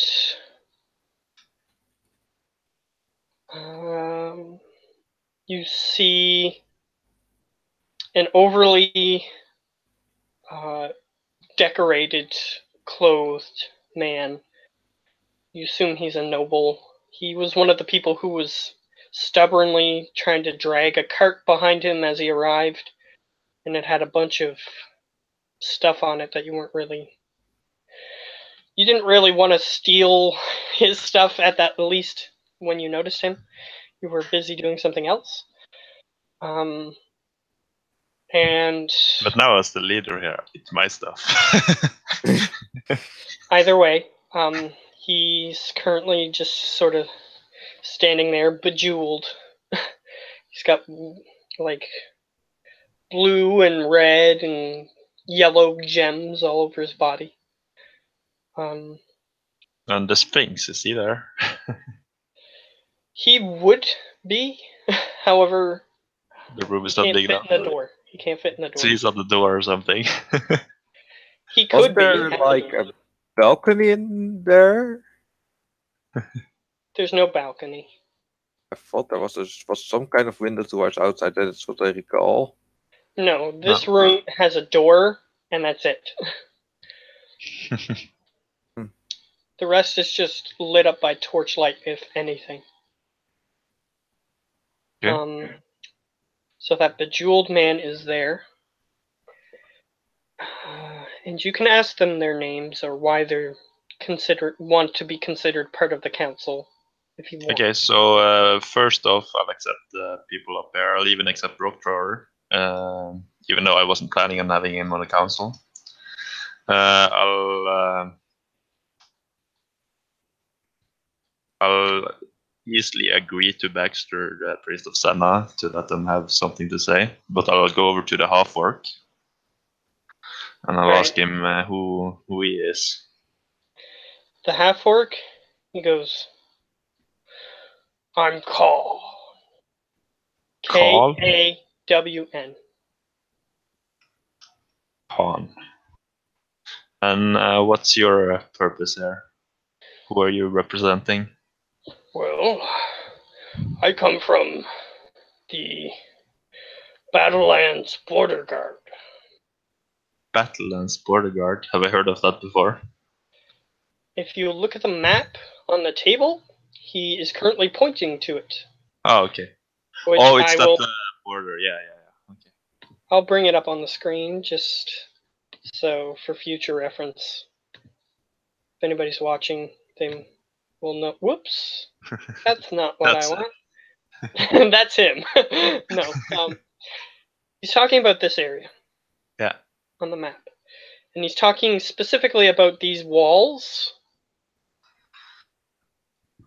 Yeah. Which, as you're aware, the Battlelands are where wars are fought, if possible. Like if one country formally declares war on another country, then they gather their troops and head to that location to fight it out.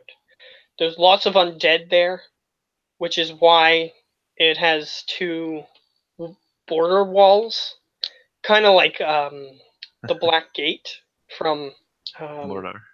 Yeah. To keep everything from escaping.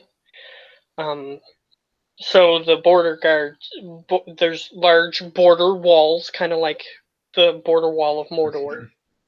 Huge, gigantic metal walls that prevent anything from going through. And every once in a while, because there are locations where there's weaknesses in the walls, and every once in a while undead try to get through. So the border guard have to take care of those incursions. And he seems to indicate that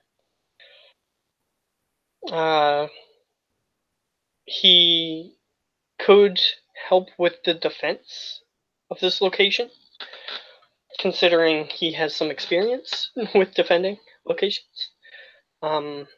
So he is willing to help with that if you wished it. But otherwise, I'll let them be for now and hear him out later. Alright, and he says that if you guys are headed to this location, he knows the area. Like, he's been on both sides of the border wall. Yeah. So he could help you if you're attempting to get into that location. Maybe I should add another one for location.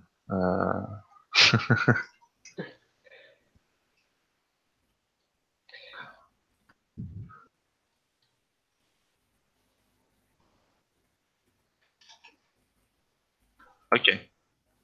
The priest is actually familiar with this area as well, if you want to that. That's cool. And he seems to indicate that that area, if you're interested in going there, that there was a war pretty much happening before the shadow came, which you guys are different characters playing in. There was a big fight happening in that location between some werewolves and some priests of his vocation. He's not entirely sure because he was from the northern area up here. Aquantail, that's where Indar was from, right? This place Artander. R. ATRAN dash DUR. And the necromancer is from here. I remember that one.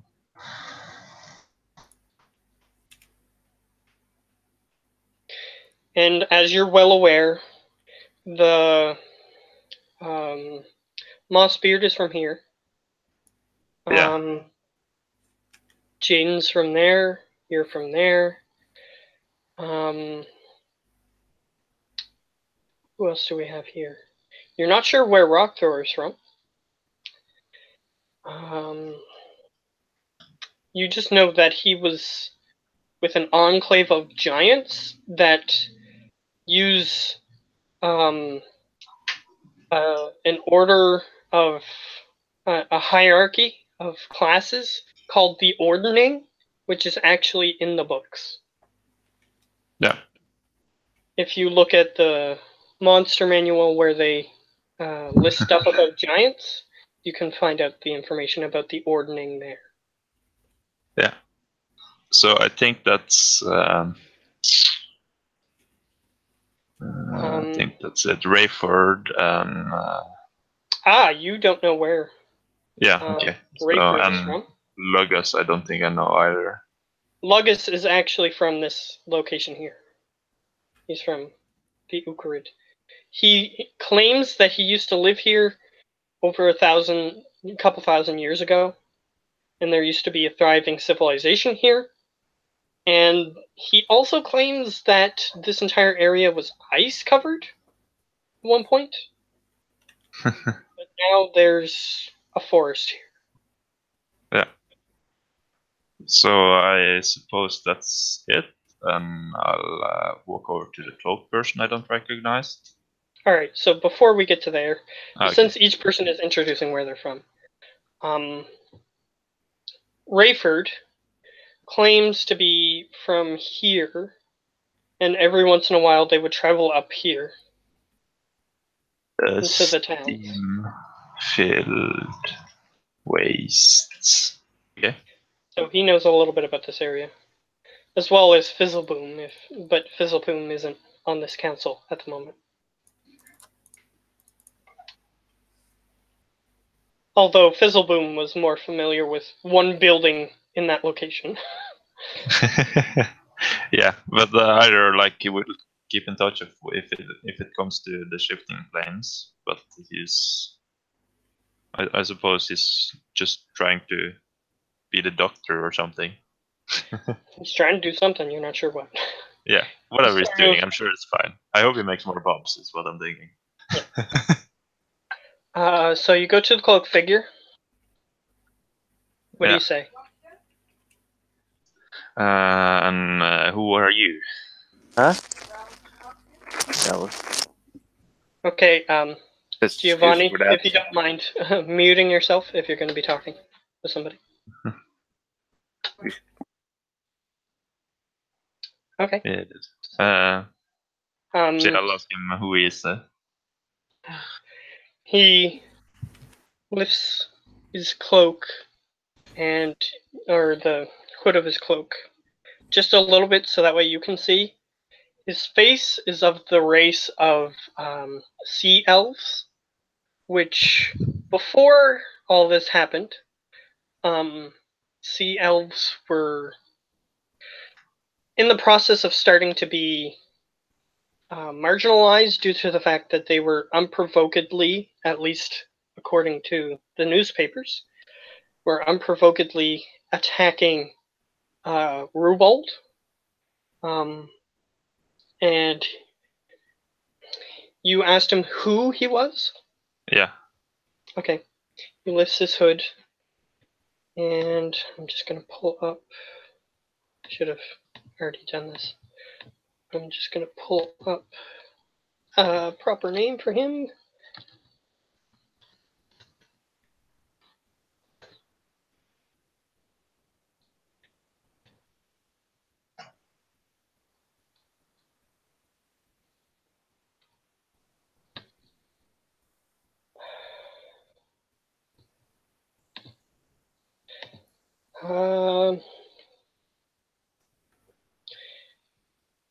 his name. Let's see. Just trying to find something that. Okay, this seems appropriate. fish.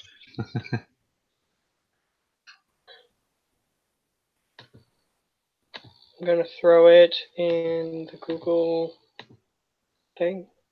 Yeah.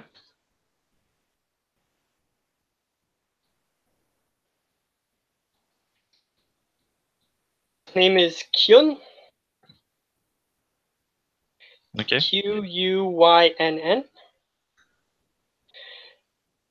And his last name, for reference for those who are watching this later on, is Aramenor.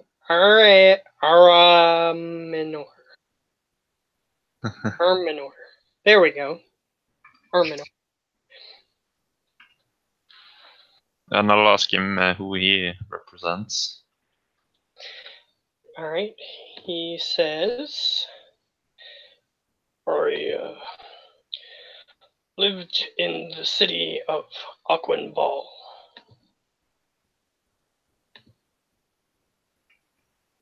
Which I'll bring up the map again.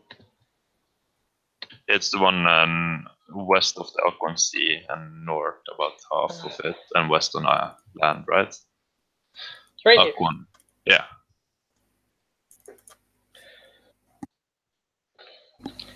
And he says, if you needed help doing anything that involved any of the seas or getting underwater, I might be able to help you with that as well. All right. However, for now, in the camp, I suppose I could help you find water sources. But it seems like you partially got that covered. I could help you try to find more, and if possible, I could help you reap the rewards of water. Living creatures such as fish or other fauna of the water, we could help, or I could help bring those to your fullest potential, potentially creating a farm for fish.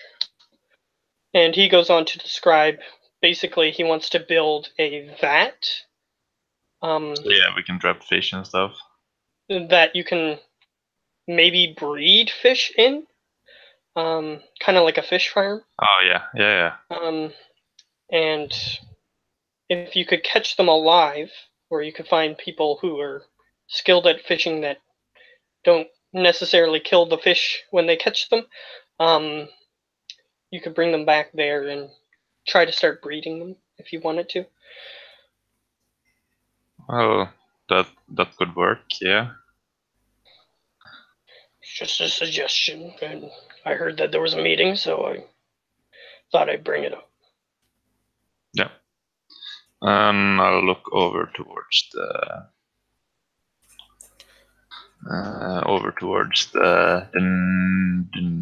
human in gnome glasses. In gnomish glasses. Yes. So, you look at him, and he goes, "Oh, my turn, sir." Yes, I can't recall seeing you before. I am quite noticeable. My clothes are in tatters.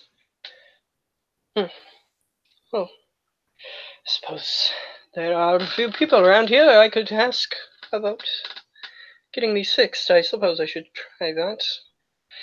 Although that's a tangent, really. I am Jonathan Briggs.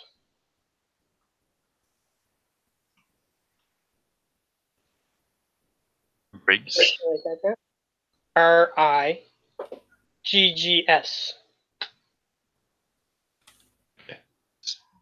Yeah. And he says, I was technically researching something for the chroniclers. when all this went down. Oh. I- Have I heard about the Chronicles? That's that character. You can roll history if you think your character isn't familiar. Yeah, let's see. 15. 15? You've heard of them. You know that technically you would have had advantage, but 15 is sufficient to know who they are. If you want to roll another one, you can. I think I've heard about you when I was discussing on traveling to the cloud-lifted terrain. The cloud-filled. Yeah, Yes. the cloud-filled terrain. Yes. Forging their seals is why you would get advantage, technically. Oh, yeah. Because technically they're pretty important and they can get access to things that normal people can't, especially information. Yeah, your seal has helped me quite a bit, I tell him as well. He goes, You ever study with us? Something like that. He looks you over and he says, From the tales I've read, you seem more like the kind that would misuse our seal. However, desperate times call for desperate measures, so I am willing to work with you. And he says, Well, it's not maybe the most important thing that you were thinking of, but I was willing to try to get an inside access into histories, get interviews with people. Not only that, I could chronicle your meetings here, so I could be your stenographer, for lack of a better term. How do you record them? Well, he takes out a book. I can simply use this, and he takes out a inkwell. If I have no other supplies. As long as you only write nice things about me. I could try to do you justice, if that means anything. Yeah, I'll have to take a look at that book later for sure. You can try to take it from him, but... Yes, that's exactly what I mean, without saying it. Yeah, he opens his book and he sits down at a chair that... There are chairs in the room, but nobody's really been using them. He sits down and he puts the book on the table and he starts recording. Yeah, remember to get my full name as well. Yes, I've heard it from everyone. And might change in the future. On your screen, on your announcement. It's quite flashy. Yeah, I might get some more words in there later. So he starts recording the basic gist of what's been said so far. Okay, and I'll look towards the last novel that I haven't seen. He goes, and this guy's a halfling, in case I didn't say. You didn't. Okay. He's a halfling. And he goes, Oh, goodness. You finally noticed me, huh? Yeah, well, you're easy to miss, being so short, I tell him. That's why I wear shiny things, to try to attract that attention. Either way, gonna have to pull up a name for him.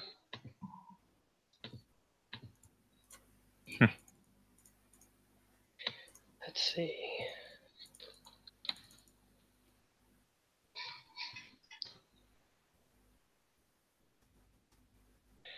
Oh, that's a shame. I'll have to search for it. Yeah, also I have some food in not too long, I'm saying. I don't know how long you were planning on running this. As long as I could, really. I could try to get always this finished. come back later tonight or No, tomorrow. that's fine Yeah. for now.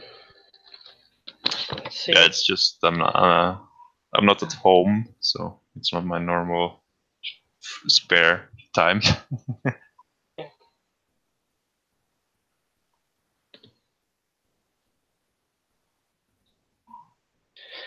Oh, this site does have it. I just had to put something different than what I put.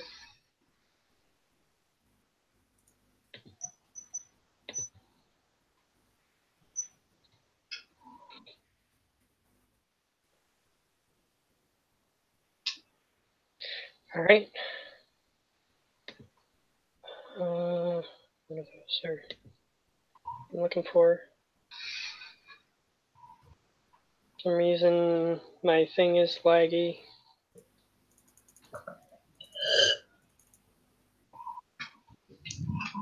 There we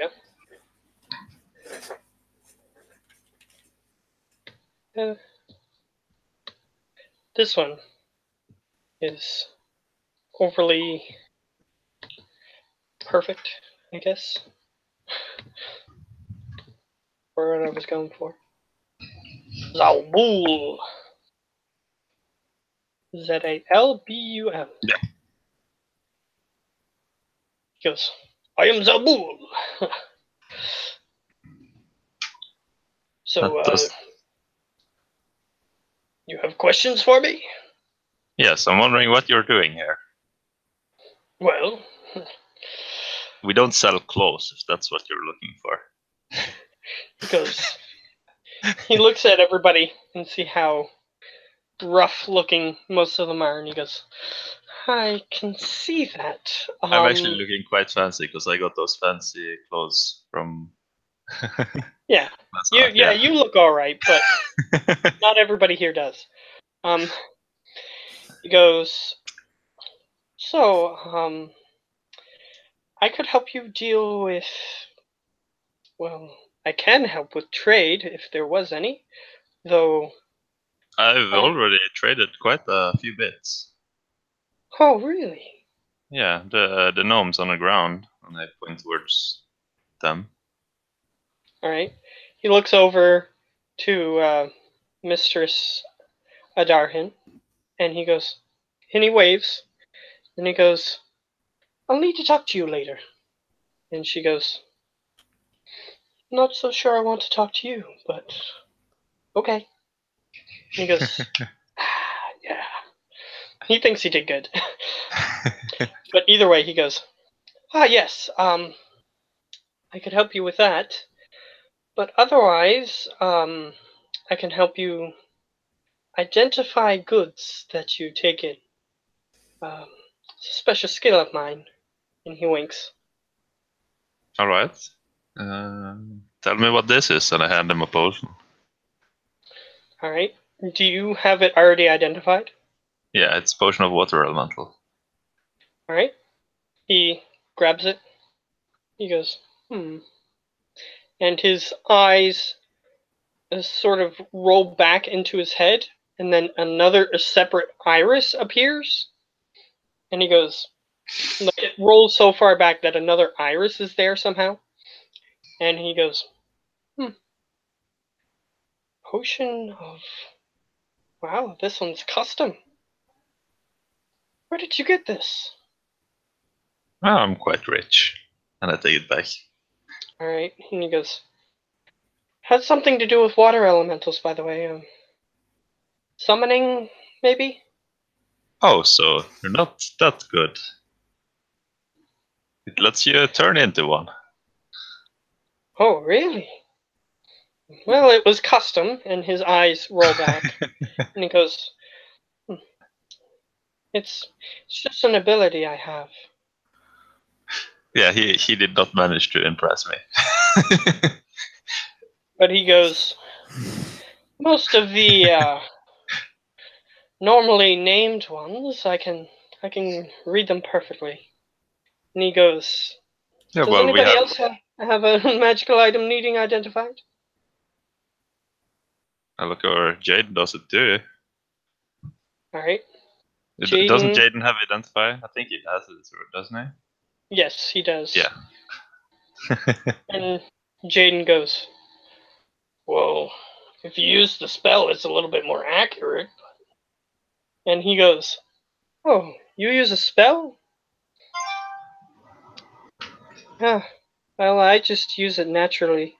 I have to decipher symbols that I haven't ever encountered anywhere else other than using this ability to read them. Either way, I'm sure the spell works better. Forget I brought it up.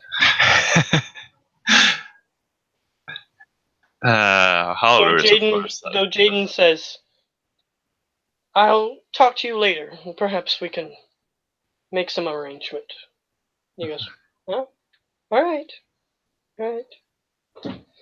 And who do you represent? Where do you come from? He goes, oh, I come from the... I forget what I named it. But since I have it open, I can just bring it up. The Gemling seat. I used to trade among many places, but that was where I called home. Gemling seed? I'll bring it up on the thing. So that way you can reference it on your map. And every time I switch to that hand for some reason. The Gemling, Gemling. Oh, seed. Okay. Seat. Not seed, Seed. Okay. Yeah, almost. And he says, that's where I got these fabulous clothes. And it's covered in gems. So you figure, yeah, makes sense. Yeah. Or is he using like the standard Rubold suit or fancy clothes? Standard Rubold fancy clothes, yes. Yeah, because then I have the same one as he does. Just mine isn't bad. Yeah. So his is a little bit more custom because it has different gems than yours. Let's see.